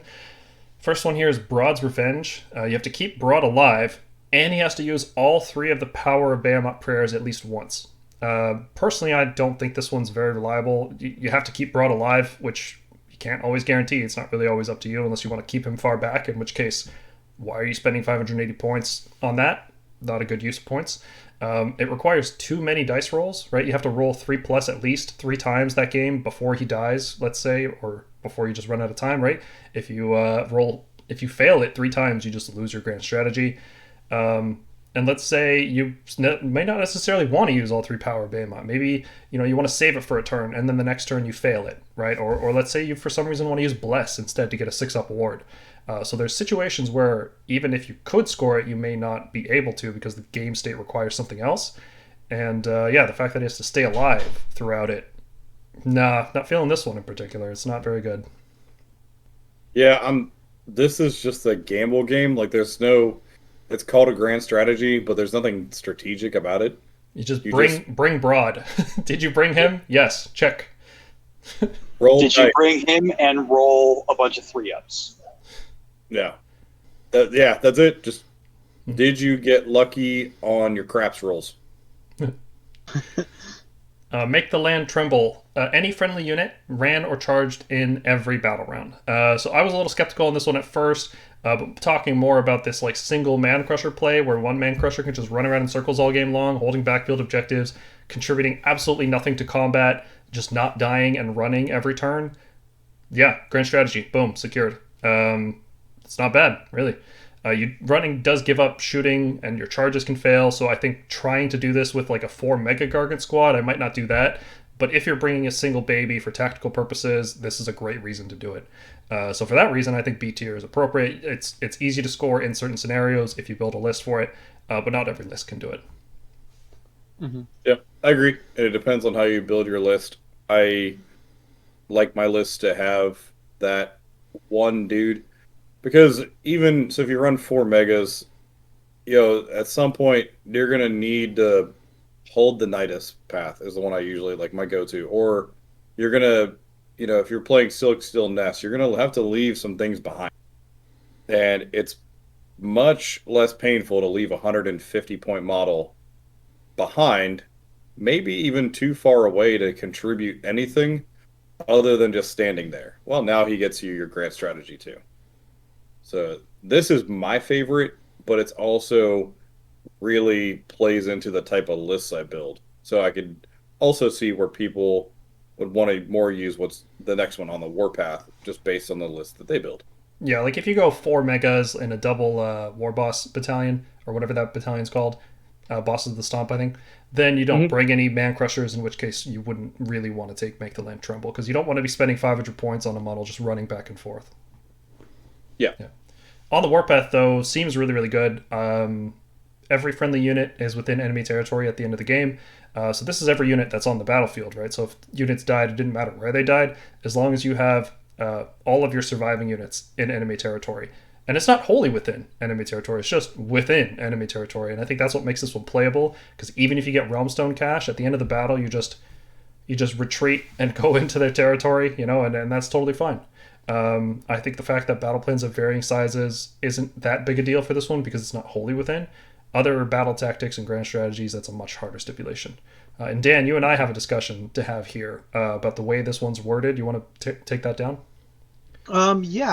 There's a discussion in general with some of the people generally talking rules of whether you score this if you don't have any models on the battlefield left. So there's no friendly units there. It's similar to the Night Hunt one, where if you have no models that are on objectives, then any models that are on the battlefield are not within, I think it was 3 inches, like in engagement range pretty much of other models. So this one, if there's no friendly models, then you get to score it. It's an interesting discussion. It's less clear than the Night Hunt one, because the Night Hunt one kind of clearly works, but it's ask your TO kind of, clarify with your TO, because I think even if it doesn't work that way, so basically what you're suggesting is that if you get tabled, you get your grand strategy. Yeah. Yeah. So I don't agree with that interpretation of it personally, but if Neither do I. just in case you don't want to argue with anyone, just ask your tier like, hey, what's your interpretation of this? I'm pretty sure everybody's going to say no. You need at least one model on the table, but you never know. It's better to just clarify this stuff. Better not to cause trouble. It's also and I know this might be unique to our region, and Bear can probably confirm this for me. But almost all of our GT battle packs have a clause about getting tabled and the effect for your battle tactics and strategies. And every pack that I've seen for the last 6 months says if you get tabled, you can't score your grand strategy unless you've already scored it. Yeah, that's something I've definitely seen out of a West Coast pack. Interesting. But yeah, aside from that rules discussion, I think it's a great battle tactic, grand strategy. I think it's pretty easy to score pretty reliably. Even if you're behind, if you know you can't score enough points to with battle tactics, you can go for that. Just retreat into enemy territory and just non-interactive turn. They can't push you out of it later. I think this is totally workable. Mm-hmm. Yeah, very workable. Again, it comes down to style. And also look at your battle pack. You're heading into a tournament. Look at your battle pack. See what the territories are like in size and how viable this is. Realmstone Cache, it's a little more risky because it's about the size of a matchbox is the territory that you have. So you're going to have to maybe really kind of pay a little more attention if you're really close in points, which, a team of Gargants going for a one objective battle plan should be pretty in your favor anyway. But just kind of look at your battle pack and say, can I confidently get in that territory every game? Yeah. Next up, show them who's boss. You have to destroy the highest wounds enemy unit, which is picked at the start of the battle. If there's a tie, the opponent can pick one. But also, your general has to stay alive. And I think this could be tough, because let's say you're playing against Nighthaunt. Their highest wound hero is like a Knight Cruciator who has 6 wounds, Cruel Ghast Cruciator who has 6 wounds, who's just going to sit behind tons and tons of useless ghosts. You may not get the chance to kill him that game. Also, you have to keep your general alive. And since you're stacking a bunch of command traits and stuff, you typically have a high priority target there for your opponent. So, yeah, this one just has too many conditions for it to be good. In some scenarios, though, it's like kill the enemy Mancrusher. Perfect. I wanted to do that anyway, right? Awesome. But there's enough matchups where this is going to be harder, and keeping your general alive in many matchups is going to be difficult. Yeah, especially this army, your general just means he gets an extra buff. That's really what it comes down to. Your general cannot hang back. And like my Bone Splitters army, my general cost me 60 points, and if he sat on the back objective and never saw combat, that's fine. He's 60 points. Your general's about 500 points, and he swings quite well, and he has a job to do. So it's very risky because he needs to go do work. Yeah. Can't leave him back, and you have to put him in danger. Yeah. I love the idea of a grand strategy called show him who's boss, and then the general sits in the back and hides the game. It's like against the odds, right? All right, let's talk battle tactics. Starting with the battle tactics from General's Handbook, because I think they are more interesting than most faction ones. First up, gaining momentum. You have to destroy one unit and control more objectives, which around here we just call that playing the game normally, right? You're typically just destroying stuff and controlling more objectives. You're trading up and down. But with Sons of Behemat, it's a little hard to control more objectives all the time because you have fewer units across the table. So that in some battle plans, this one's really easy. It's going to be like an S because you're just going to be doing the thing you do anyway. But because you have so fewer units than most armies, I think this one actually drops down to an A in this army. Yeah, I really like gaining momentum. I try to use it, though, very early in a match. And any of the kill ones, my goal is to prioritize killing early. and get that kind of out of the way, and then get the freebies essentially later on. So this one is a goal for me to be turn 1, 2, or 3. Right. Well, yeah. I mean, because you're wanting to get these Gargants into combat early before they're bracketed, so they're doing the most damage, and you can leverage the most out of their impact on those early turns. Yeah, exactly. Yeah, it's about focused fire with Gargants, both defensively and offensively. If you're allowing your opponent as many options as possible on the table, they can put all their damage into one Gargant and have a pretty good chance of killing him. But if you take off 20-30% of their army before they have a chance to do that, it's way harder to take down a single Gargant. So aggression is definitely a way to go with this army. Maybe not the only way, but it is certainly a viable strategy. Yeah, it's interesting. And people make jokes all the time that this army walks forward, steps on an objective, and then you can just go get beer. But there's a fine line of when you pull the trigger between passive and aggressive. When you only have 4, 5, very few models. You'll have more now that there's, Mancrushers are better. But there's a very fine line. If you go too heavy too soon, kind of stick your neck out. Or if you're too passive, then you're going to have expert conquerors or whatever coming to you, and maybe pushing you off an objective, or you're not going to get some late game points. Mm-hmm. Yeah, so it's still a good tactic, right? You just got to keep an eye out for scenarios where may not be feasible. Mm-hmm. Yeah. Same with Eye for an Eye. I think it falls into that category too. It might even be a little bit harder to score. So Eye for an Eye, if a friendly unit was destroyed last turn, you have to destroy an enemy unit this turn. This is like an S for most armies. There's restrictions on it. Obviously, you can't be scored at the top of 1. Sometimes you get a double and you don't lose anything and you can't score it. And Gargants in particular, sometimes you just didn't lose a friendly unit because they didn't do the 35 wounds they needed to kill it. So not always scoreable, but probably round 2, round 3, you will definitely find an opportunity for it. Yeah, I'd maybe even put this up in A tier. It's very rare that I go a game and not pull the trigger on Eye for an Eye. Something will die. A Mancrusher will die. Something will go down. And then you immediately seize that opportunity to get a rather easy battle tactic with something that's kind of stuck its neck out, something that's weak, something that's bracketed, whatever. Mm-hmm. Very rare that I go a 5-round game where I don't Eye for an Eye. Okay, that's fair. I think I just wanted to make a distinction between this one and Gaining Momentum, which seems easier. Sure. But they can both be A. That's fine. And actually, what's really great about Eye for an Eye is you just call it.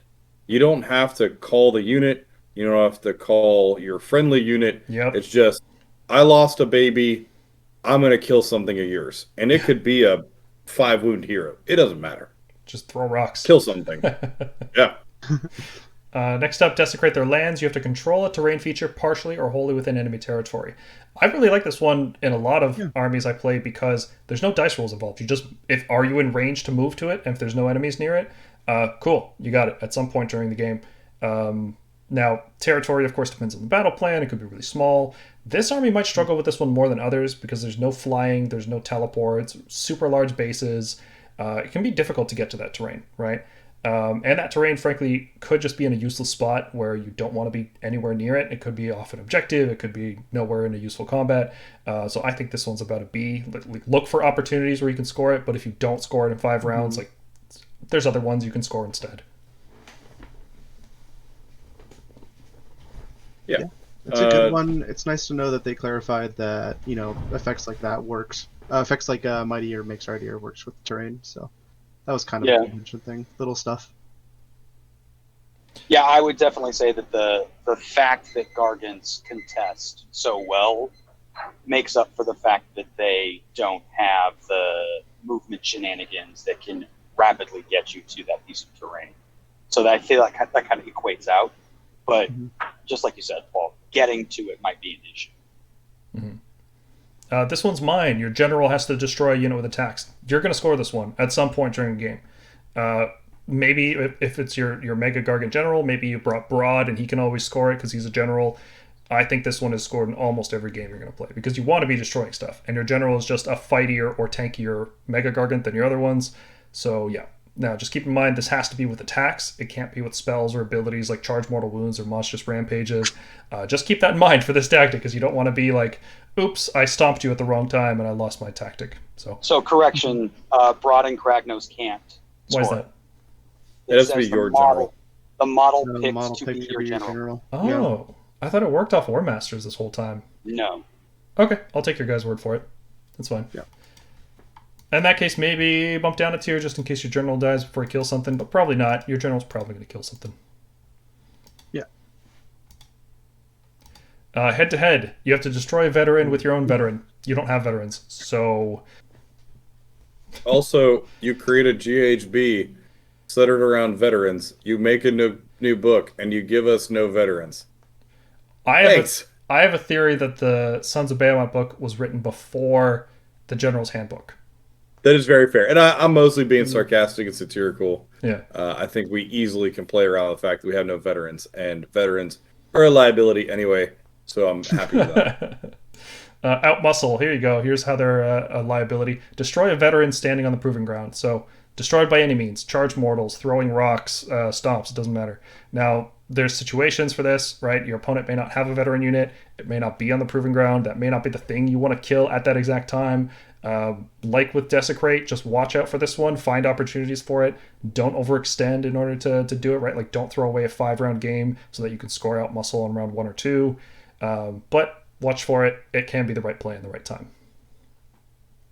Yep. Against the odds, this is the easiest one in the history of the game, and I think forever will be. I don't think they will ever make one this easy again. A friendly unit has to control an objective with no enemy veterans on the objective, and that's it. So, top of 1, you win. You score it, if you want to. At any point in the game, you just score this. You just declare it, and it's basically scored because unless somehow you have no control over any objective, you just get this. I thought it needed an errata because it was so simple, but no. Turns out it's just 2 victory points. Yeah. Please save this for last. Yeah. Try not to do this first. Do this when you can't do anything else without overextending. This is your freebie mulligan pass turn. You're good. Yeah, that's true for pretty much any army, actually. Yeah. Take this advice. I hope I don't see you at LVO with this advice. I hope the people that played LVO do this first. Do this last. That'll see you there. Yeah, exactly. Barge through enemy lines. 2 or more units from your starting army have to be wholly within your opponent's territory. Yeah, it's hard. There's bonus points for getting veterans in there. Obviously, Sons don't have veterans. But even just ignoring that, there's just better tactics to do. There could just be situations where you just happen to be fighting within opponent's territory, right? Because you want to be aggressive, especially if you're using on the warpath. So this can kind of just slot in easily. The fact that it has to be 2 units is kind of rough because maybe by the time you get to the point where you can score it, you might not have 2 units that can do it. So I don't want to call it like D tier. Like, it's not that bad. It's just super situational. Thankfully, Yeah, it's good. There's no dice rolls. You just move.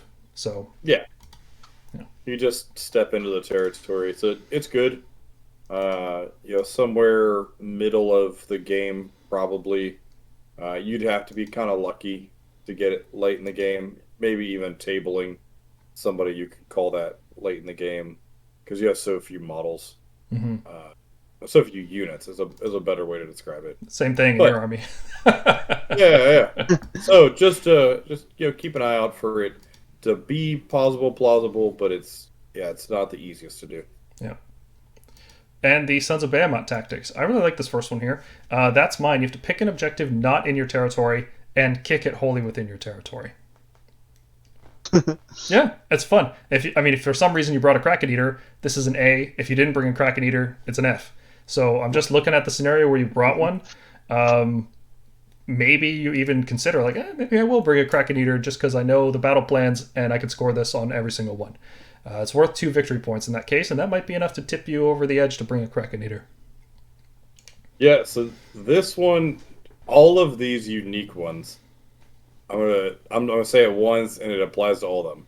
They're way too much of a gamble for me that they're my last choice. if I'm looking at the game and there's nothing else I can do, I will pick this.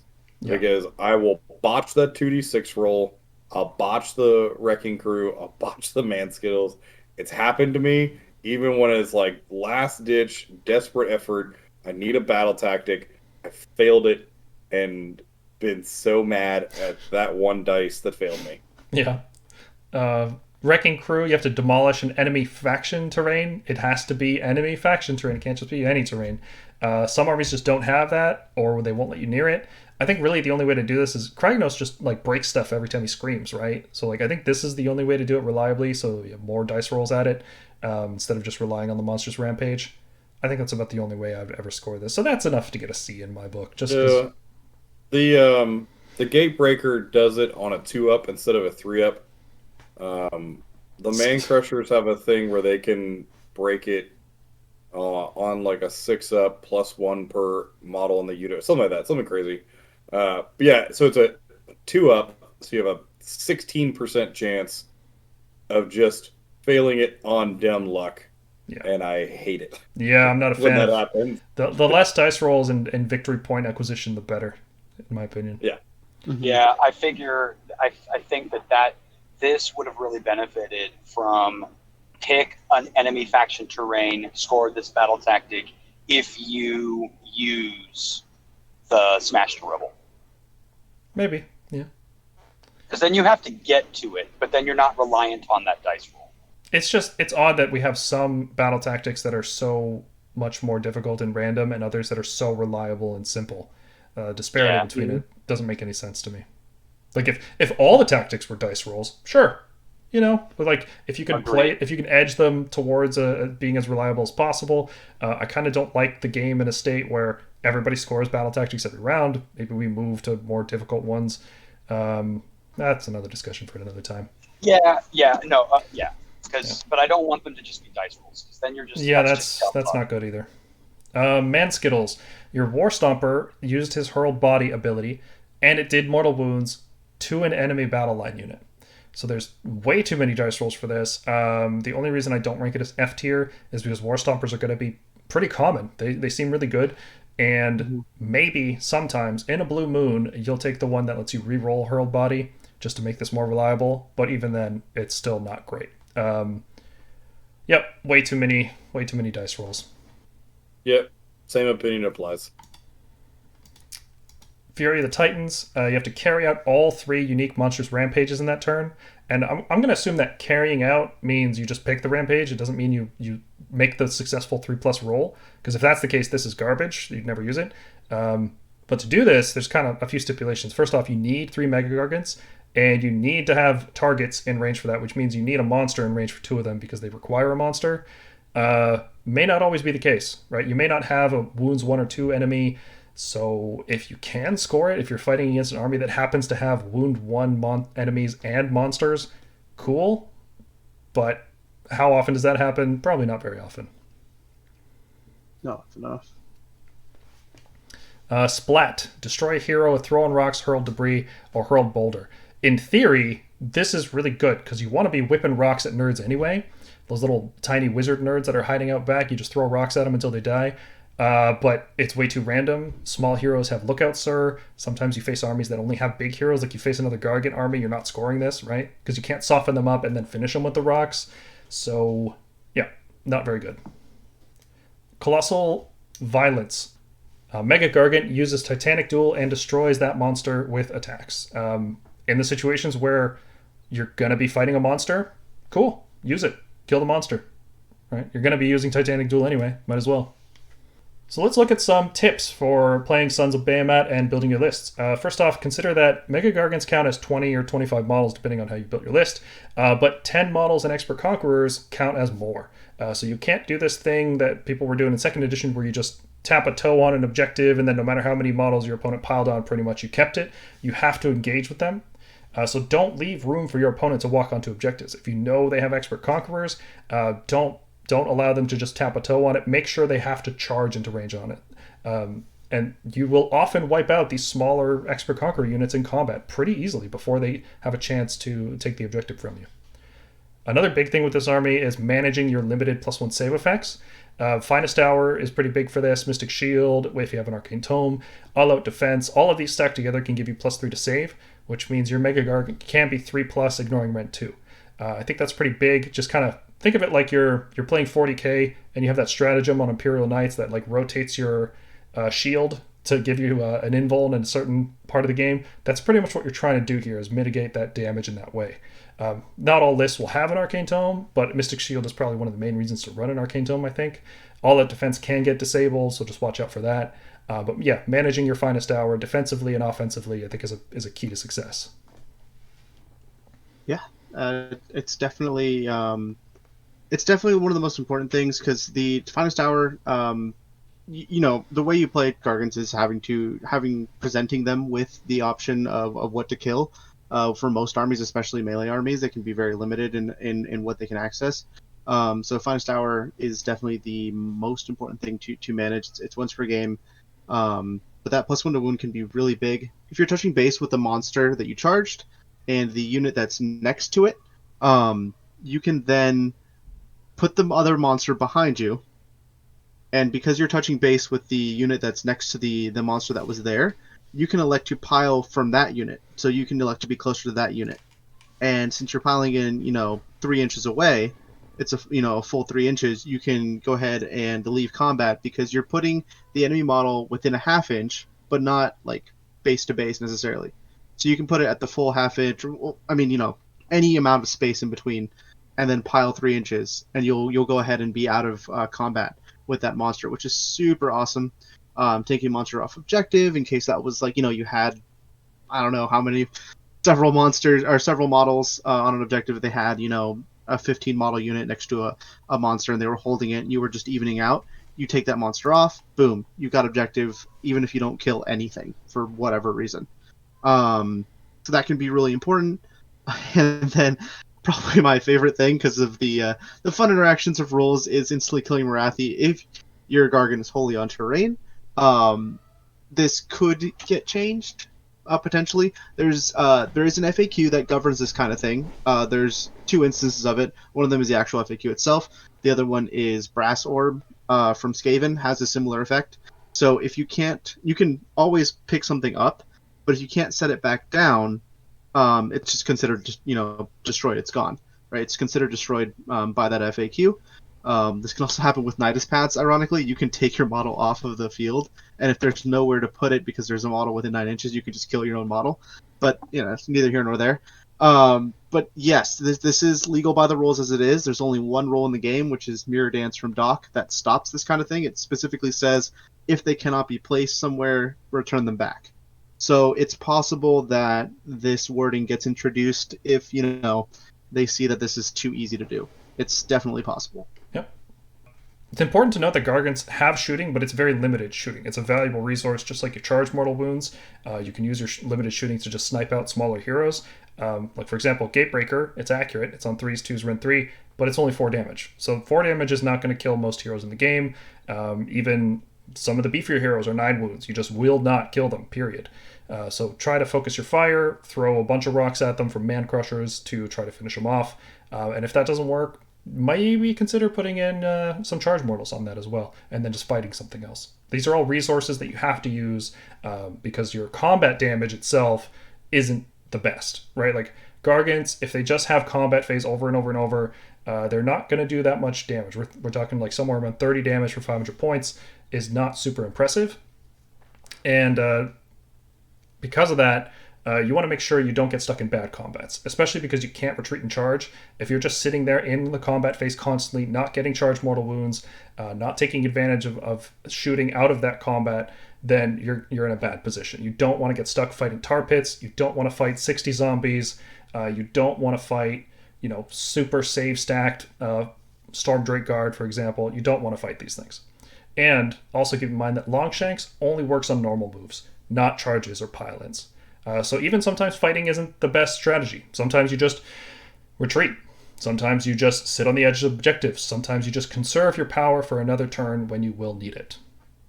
And on that topic, Heroic Willpower can be a valuable use. If you don't need the command point from Heroic Leadership and you're not going to use Finest Hour, consider using Heroic Willpower to try to get a Naked Unbind, because hey, it's a dice game, it happens.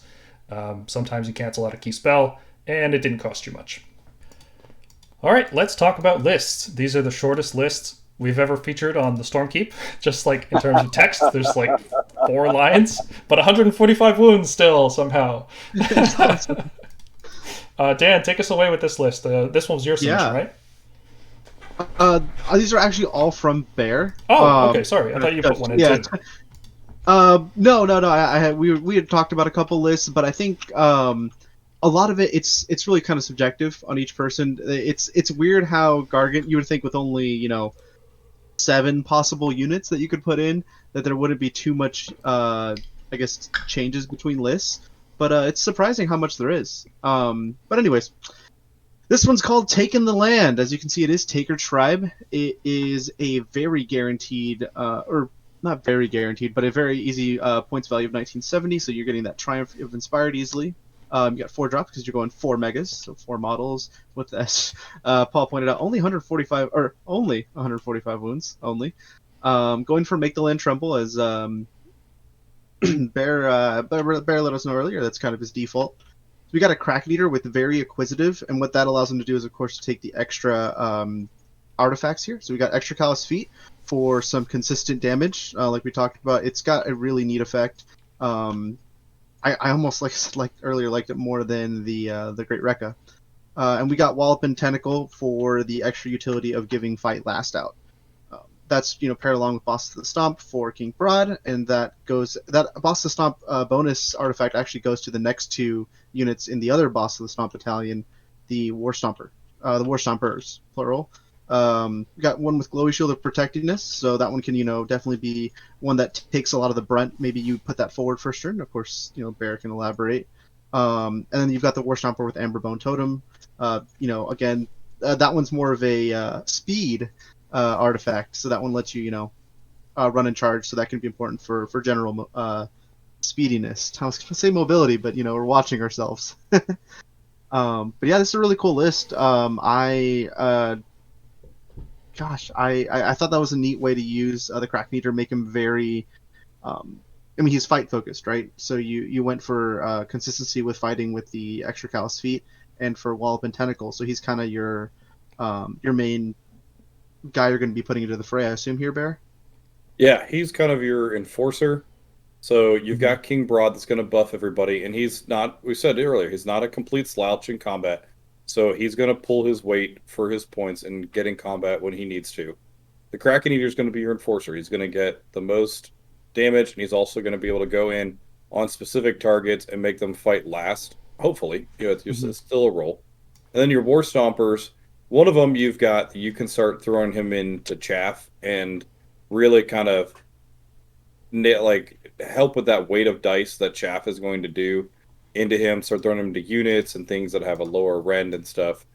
And that's his job, just to kind of clear the stuff out. And then you got one dude between Make the Land Tremble. He can run and charge. So if he is getting your runs in, he can still see opportunities and be that speed to go between objectives, to go back to your back line and maybe clear some stuff out that got behind you. He's that guy that's just going to play cleanup. You got your fighty boy, you've got your shieldy boy, your speedy boy, and the one who prays for success. Yeah. Sounds like a good D&D campaign. Damn. I like this. I like the idea of just a Mega-Gargant running sprints around the battlefield, doing whatever's needed as it's needed, while you have your tank, healer, DPS combo going on here. Right. It's pretty cool. I think this is if you want to play 4 Gargants, this is super clean, right? Yeah. There's not a lot of high tech plays here. You don't have to worry about picking the right loathing targets with Gatebreakers. I like this list a lot. Mm-hmm. I guess the job done. It's a good way to do Taker Tribe. It may not be the most popular, but that's kind of what we started off with. It's a good way to it's an interesting list. Mm-hmm. All right, Bear, run us through Kingbreaker. This is another one of your creations. So this one is going into the Breaker Tribe. So you've got 2 Gatebreakers. Your first one, your general, has got Monstrously Tough and the Great Rekka. And then the next one has your Arcane Tome for Flaming Weapon. You have King Brodd being your third mega, and then 2 Mancrusher Gargants. These are going to be your tax, but you also your sacrifices, your cheap guys, and then round it out with Ravenix Gnashing Jaws to pair with the Arcane Tome. I kind of said this earlier. This is really the time that I take Arcane Tome. This puts you at 19-20 points, which you can stay there. You can absolutely stay there, get that triumph, 100%. I've played this one though, and Ravenix Gnashing Jaws, if you can get it off, you can toss it back into some Bolt Boys, and you can toss it back into some Stormcast like Long Strikes. You can toss it in a direction different than your Gargants, and it will go and do work. So it kind of just rounds out that point deficit that King Brodd gives you going into the Breaker Tribe. I'm trying to maximize the amount of people or models, units, whatever, buffed by the Breaker Tribe here. So you've got 2 Gatebreakers with their Fierce Loathings, 2 Mancrushers. They're all going to be +1 to hit on Idiots with Flags. So they're going to be really talented at going in and breaking up units with champions. The Mancrushers are sitting in Bounty Hunters, so they're, even as a single, they're no slouch. They can get in there. They can kill small heroes very effectively. They can go kill units pretty effectively and do their job. Can you pick different loathings for different units, or is it all the same across the tribe? It's all the same across the tribe. Oh, okay. So you couldn't, for example, do like hero wizard focused mega and then idiot with flag man crushers. Yeah, that'd be pretty fun though. It would be fun. Yeah, specialized units would be cool. So Yeah, would you say this one's like a more competitive focus list than the previous one? Because the previous one had a Kraken-eater, which we're not too hot on. Yeah, this is more competitive focused. If you want to take King Brodd, I'm also kind of looking at sticking away from King Brodd maybe just for point's sake. I wouldn't mind having 3 Gatebreakers in here because they do all get buffed by the tribe. So you're +1 to hit 100% across your entire army. The point sits kind of weird though at 19-20 again. Yeah. And that's after the spell. So, and it's really unfortunate. If you take 3 Gatebreakers and 2 Mancrushers, you are 10 points shy of 1 more Mancrusher. Yeah. I think they did that on purpose. Oh, absolutely. Yeah. They don't want people spamming Gatebreakers. I think that's what it comes down to. Is that off of the mob as well, or is that off of 3 Mancrushers alone? Mobs are They're the same Yeah. price. Oh, okay. I thought they had a discount on them. They did last edition. Yeah, this time you get the champion. So you get a champion in place of a discount. That's right. Yeah, they're $4.50. Yeah. Gotcha. I like that you went for Gnashing Jaws here. It kind of makes up for Brodd not having a shooting attack. Yeah, I've played this one a couple times. Gnashing Jaws has definitely done some really good work. And puts an extra kind of threat in there. Okay, looks good. Cool. Yeah. And next up, the Alabama Stomp. So this is using the Stomper tribe, which we really talked up. So let's hear all about this one. So this one is there's variety to this one. On the list, I have a triple Warstomper. And then you have a Mancrusher Mob and a single Gargant. And what I like about this is the math of it all. You can fit 4 Warstompers, because they're all the same points, the mobs and the Warstompers. So change it out however you want. Do you want 1 Warstomper as your general? He's all buffed up and he's just tossing out buffs to all of your Mancrushers? Great. You want to do 4 Warstompers and do double Boss of the Stomp? Great. You also get a Mancrusher Gargant to round out your points, and so he can be your tax. He can go do all the chores. Right now I've got it 3 and 1. You can do 2 and 2. However you want it. I love that the points round out so that I can get that 1 single in there to just take care of the household chores. He's sweeping the floor, he's doing the dishes, and everybody else is going to town, actually playing the game. In this, I've got Monstrously Tough, Club of the First Oak. So we talked about this one. Once you hit 15 wounds left, you're on a 5-up board. That's super stout. And he's your general. He's the one giving all the orders out to the Mancrushers. So you want to really keep him up. You got Glowy Shield of Protection on another Warstomper. This can be traded out with the Mantle from the Stomper tribe to give you a 10 bravery within a bubble to keep your Mancrusher safe, keep them from running away. Also, to note, it gives your Megas a 10 bravery too. Makes it really easy to do heroic recovery if you want to get a little D3 pot shot back of health. It also helps with that. Step back and get a little bit of healing in for those late game type things. It's not great. It's only D3, but it is something.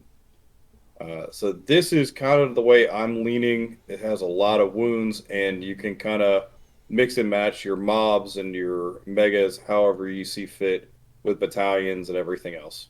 Mm-hmm. Let me ask you a question here, because it seems like this list is really like anti-horde focused, given the meta currently. It's anti-veteran focused, let's say that, right? Would you ever, because you have 50 points left over here, is it ever possible to fit a Beast Smasher in here? Or would that just be too awkward? I think it's possible, but I've also put Warstompers into monsters. You put a Warstomper into him, he starts off his profile 4 attacks and another +4. He caps out at 10, and so those are 2 damage each. That's still, if you put him on a Titanic duel, that's still 2s and 3s, 8 attacks. If you've got a small chaff unit near that monster, you can max out at 10 attacks going straight into that monster. Yeah, that's a good point. That's a good point. Well, and to answer to respond to that question, in order to fit the Beast Smasher, you'd have to break the mob up and then run like 2 babies and swap out a Warstomper because of the math. Yeah. Because there's a 70-point difference. There's a 70-point difference, and you've got 50 points left in the list. I'm just trying to make the Beast Smasher work. That's all. I'm trying hard. I mean, you could do it, right? It's just it ends up in a really weird, awkward spot for points. Look at the wound count in this list. It's so ridiculous. Yeah, love it. This army is so different to play against compared to everything else. I'm really glad they added it to the game, and now that they've changed Mightier Makes Rightier, it's not second edition feels bad anymore. It's actually fun. It's really good. This is awesome. Cool. Yeah. I like this. So we've gone from triple Gatebreaker to triple Warstomper meta.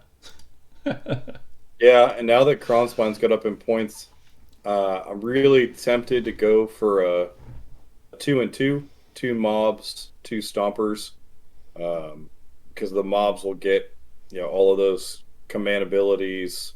You can mirror them, and you can even get the single kind of involved and mirror it to him as well. So, let me ask you this question: if you could fit, if you went with 4 Warstompers here, and you went double bosses, what enhancement would you pick?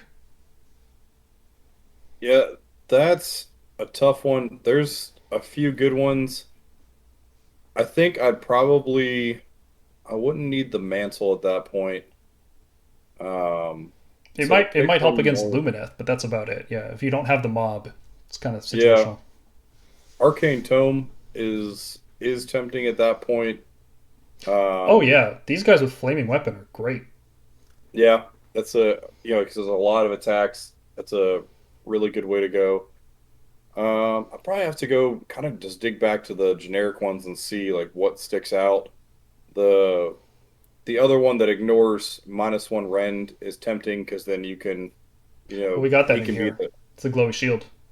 Okay, I was thinking of a different. There's another defensive one that I really like. That's in the more generic ones. Would you ever consider an Amulet of Destiny? Have like 3 tanky guys? Yeah, that's possible too. An extra 16% of health essentially is just like having Monstrously Tough. So you'd have 2 dudes with 40 wounds essentially. Just in different ways. And that was kind of my point too for the Gatebreaker list with Brodd is you've now got your general and Brodd are both on 40 wounds. Like it's really hard to chew through. Yeah, totally. Cool, man. I really like all of these lists. It's kind of making me want to play this army. It's like, oh, it's only like 6 models. Whatever, I can do that. I can paint 6 models. Yeah, especially if you're not afraid of skin tone, this is an easy way to go. Ooh, yeah. I think I would just cover them in tattoos, like tribal stuff. It would look take too much effort. I need to pull the trigger. I bought some decals, some transfers of like full sleeves that I need to transfer onto my Mega-Gargants and give them some biker sleeves.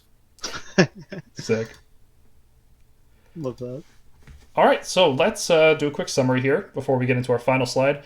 Just to remind people, we rank these units as we were talking about them, but now after all the context, we can see these rankings here. So in S tier, we've placed the Gatebreaker and King Brodd. In A tier, we put the Warstomper. In B tier, we put the Mancrusher Gargants and Kragnos. C tier, you got the Kraken-eater, and then in D tier, we've got the Beast Smasher.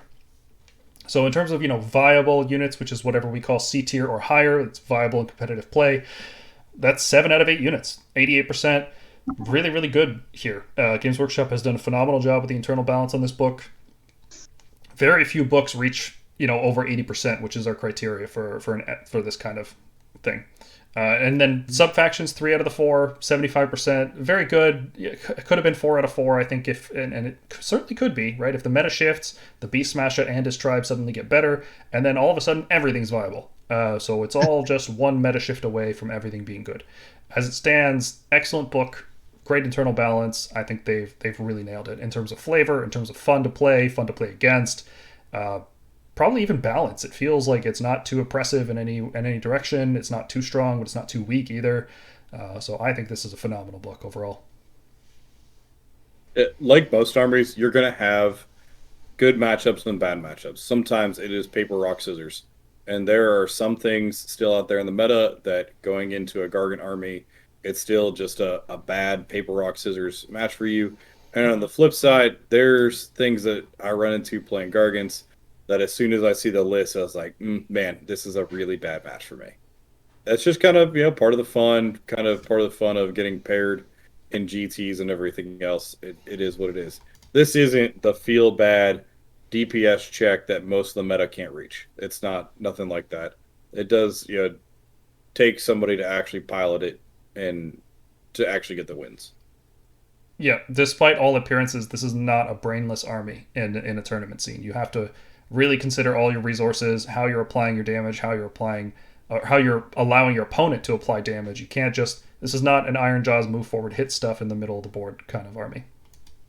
Yeah, it's funny. The main guy over Rerolling Ones, my buddy Jack Ballard was talking. He's like, I knew you got serious in the competitive scene when you had like 130 mil base template and like multiple tape measures, just like measuring your distances, where can the Gargant fit. He's like, I knew you actually got serious about playing when I saw like all of that. And it's real. Like you have these huge models. You have to, it's like being a carpenter, measure twice, cut once kind of deal. Think about what you're doing. Think about it way in advance because you have to sandwich yourself through all this chaff and everything else. And it's fun. It's also for somebody that's looking to get into an army to get better. I highly recommend this. The rules are simple, so then you can really hone in and focus on the game, like the actual game itself. Using your resources, using your finest hours, redeploying, when to charge, when to hang back, when to retreat, like all that stuff becomes very important when you have so few models and we have so few rules. You can redeploy and then suplex his monster into your redeploy to get a 2-on-1 fight. You can suddenly, the actual geometry and stuff of the game becomes very important. No, we can definitely run and charge with the suplex too. Yeah, as Stormcast players, we can definitely relate to having simple rules, but focusing on the fundamentals. Right, the fundamentals for our army is a little different. Right, we're talking about screening, counterattacks versus repose. We're talking about positioning, hammer and anvil tactics. Sons of Behemat don't use all of those things necessarily to the same degree, but the fundamentals are still there, right? You're talking about Mancrushers acting as screens. You want them as anvils. They're cheap. They're disposable. You want these tactical plays. It's not just 4 megas, move forward and crush everything. It's not like that. That is deceptive, because I think that's what some people want. They just want to move forward and smash stuff. And you know what? The Breaker Tribe's there. They got you covered. So go for it. If you want to bring 2 Warstompers and 2 Gatebreakers, you can do that.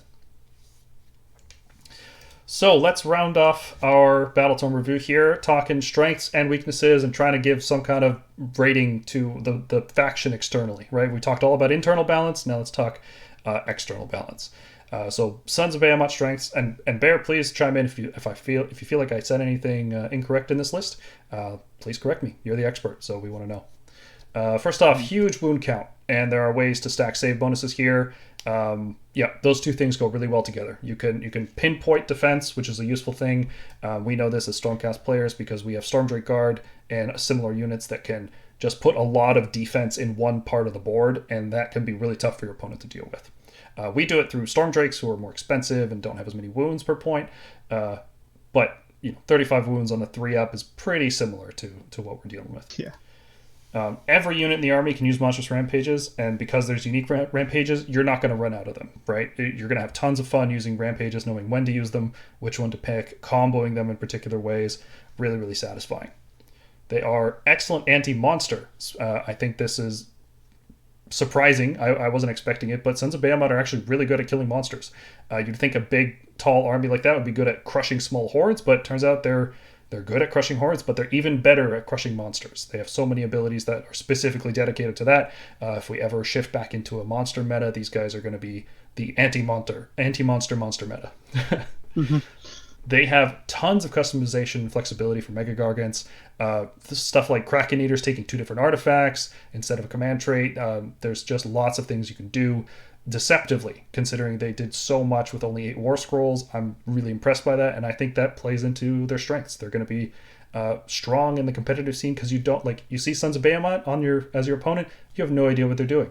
The same list can be played in multiple ways, right? There's just how you play it is not what's going to be written on the paper. Whereas you look at some armies like, oh, well, here's a Lumineth shooting castle. I know what this is going to do. I know how they're going to deploy. I know how they're going to want to play the game. It's not that simple with Sons of Behemat because they're so customizable and it depends on the player. You can force your opponent to focus fire into your stacked defenses. So we've been talking about this a few times, but you really want to focus your defenses in this way. You can also take bosses of the Stomp Battalion for a unified 1-drop deployment. That's a unique thing that I don't think any other faction can do on their own. Like if Battle Regiment didn't exist, I think this might be the only 1-drop in the game, which is a really, really cool thing. Yep.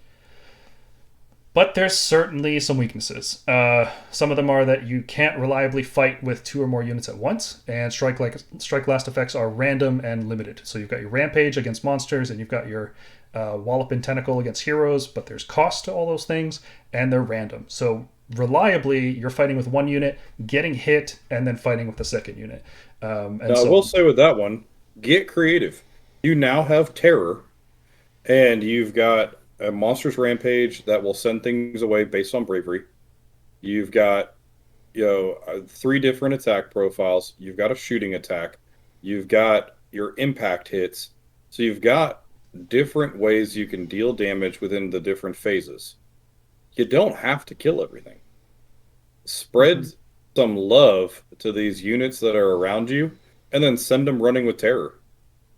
Yep, and I think that's where the 6-inch Terror enhancement that we saw comes in, right? Is you just have a larger area of doing that. So even if you impact mortal wound a bunch of stuff and they pull models so they're no longer within 3 for Terror, well, you're still within 6 of this thing. There's no way you can really realistically pull models out of that.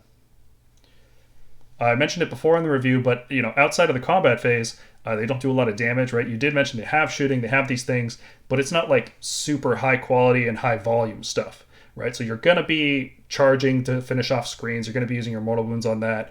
You might get lucky with some rock throws here and there, but it's not a reliable way to kill stuff behind the screens or even to kill the screens themselves because the volume is just not there. Gargants themselves don't have any cheap screening units, and they're not like a super fast army. So against other fast armies like Ironjaws, for example, you're at their beck and call. They're going to charge you when they want. You can't engage on them first. which can really hurt, because if they pop the big wad and do all their damage in one turn, it can be painful. 10-inch move seems fast, but it's not. It's not as fast as you think. Most of their attacks, wound on 3+, typically only boosted with Finest Hour or enhancements specifically to boost those things. When you're not using Finest Hour, it can be swingy. When you're only 6 attacks and you're just really crap at rolling 3s, you can really feel it. It would be nice to get a little reroll 1 action going on in something like this. Super elite armies, I feel like, should have reroll 1s. Just shouting out your I got you. Yeah. And only 1 unit can use Finest Hour per turn. So if you want to be, mega aggressive, let's say you're even being super creative and you're spreading your damage around, well, you still can only have 1 unit at max efficiency per turn. So you got to plan ahead. They have poor mobility, and what we mean by mobility versus speed, speed is your ability to just get across the board, and I think we rank them pretty well on that, because they've got running charge, they've got 3-6 charges, they're potentially a fairly fast army, but their mobility is terrible. They can't run in charge, they can't retreat in charge, they can't teleport, they don't have reserves, they can't freely move around the board because they can't fly, so they're kind of restricted. Wherever they go, it's a purposeful decision. You're stuck there until you either kill everything that's near you or you retreat out of it. And that's not an optimal solution always. So you have to be purposeful because your mobility is so low, and opponents can definitely take advantage of that. Unless you take the Arcane Tome, the only source of unbinding is heroic willpower, and there's going to be there may not necessarily be really powerful anti-Gargant spells, but there might be really powerful buff spells that you want to get rid of. Stuff like a 5-up ward spell comes to mind, right? Like, you'd love to dispel a 5-up ward anytime you see it, and unfortunately Gargants are just not very good at that. They use a bunch of command abilities, including the tribe command abilities, but they don't really generate any extra command points. They don't have like a faction terrain that gives them any. They don't have, there's the universal command trait. Nobody's going to pick it. So you just got to be careful managing your resources here. And if you get sucked up by Total Eclipse and you just have to spend 2 command points, well, that's a much, much bigger cost to pay. So this is a serious consideration in how you manage your points. And then I think just for some seasonal stuff, right? They've got some struggles here. There's no veterans, so you can't contest Proving Grounds. Gaze of Gur exists. It's a spell that very few people cast, but they'll cast it against this army because it halves your model count. And then instead of being 10 models, your Mancrushers are now 5. And instead of being 20, then your Mega-Gargants are now 10. And that's at max bracket, right? So as you get bracketed, you get dropped down below 10, and that really hurts. And then Expert Conquerors just flat out outnumbers you all the time, and there's not much you can do about it unless you run, Taker Tribe with a Mancrusher Mob, which, okay, I don't think that's a good way to go. 20 ghosty boys pull up on you. Oof. Yeah, so they just have a lot of hurdles to deal with in this season. Despite that, I don't think they're a bad army by any means. Like, I don't think they've released a stinker here, right? This is a good book. I'm personally, in terms of competitive balance, I'm leaning towards like a B, but I also want to make sure the caveat that as soon as these seasonal bonuses go away, this is an A-tier army, easily. They could go 4-1, they can go 5-0. I think there's just enough checks in the current metagame that can make it a struggle to reliably go 5-0. Yeah, I would agree. I think that the situation right now is the army in Season 1 is going to require a lot of very intelligent plays by an experienced player to ensure that you are going to do very, very well. When the season ends, I think that depending on what that season looks like, this is going to be a very strong army. Mm-hmm. Yeah, so this army before the book, I think was a 3-2 army. I think it is still a 3-2 army. I think if you hand it to the right person, it's a 4-1 army. And personally, I think any 4-1 army is just a good weekend away from 5-0ing. And that's where this is sitting. You give it to the right person on a good weekend, and you're going to get a 5-0. But you're going to see the majority of people running this sitting about a 3-2. Yeah, that pretty much puts us where our standards are. An A-tier army is something that can go 4-1 in the hands of a right player with the potential to go 5-0, right? And every list can go 5-0 with the right matchups, right? Didn't we see last Realm Report, we saw like a big WoD list with both the special characters in it, right? Like stranger things have happened. So that 5-0 is not the gold standard. It's about consistency, reliability. And yeah, I totally agree. This feels like a 3-2 army that can go 4-1 in the right hands and sometimes 5-0. Yeah.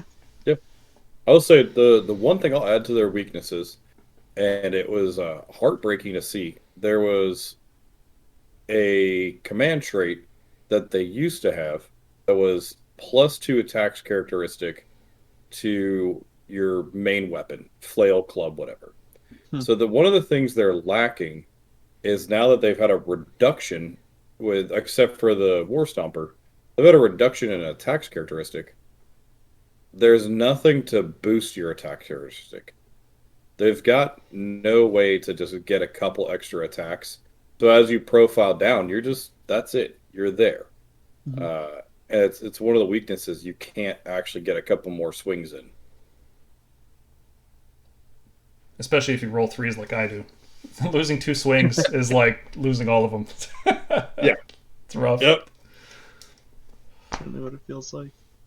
Okay, so closing thoughts. Bear, thank you very much for coming on. You really helped us understand this army on a level that we weren't understanding it before. Your insight was really invaluable here. So shout out to Rerolling Ones. Love your channel. Been watching it for years at this point. It's been a lot of fun. Like I said, I first picked it up when you guys did the Seraphon review, and I've been hooked on it ever since. So thanks a lot for coming on today, man. Yeah, thank you guys for having me. It was an absolute blast. Really glad to join you guys.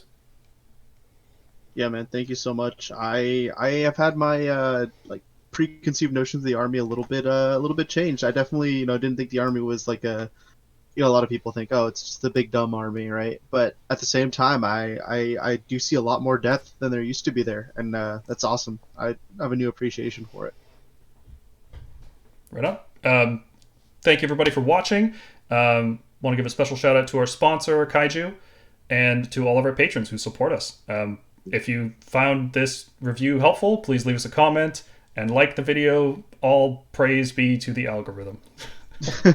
Yep. Other thing, guys, if you do check out, please do check out our Discord. We not only discuss Stormcast stuff, we do have channels for each of the new 3.0 books, such as Sons of Behemat. So if you want to come and discuss there, I would greatly appreciate it. We talk about a lot of things, and we have a pretty good mindset. If you watch this channel, you kind of know how we operate. So it's a good time. Thanks, everybody, for tuning in. As always, if you agree with what we said, disagree with what we said, have different thoughts, please leave us a comment below. And like, subscribe, do all that algorithm stuff. We really appreciate it. Have a good night. Yeah. All right. Thanks, everybody, for watching, and we'll see you in the next one. Good night, everybody.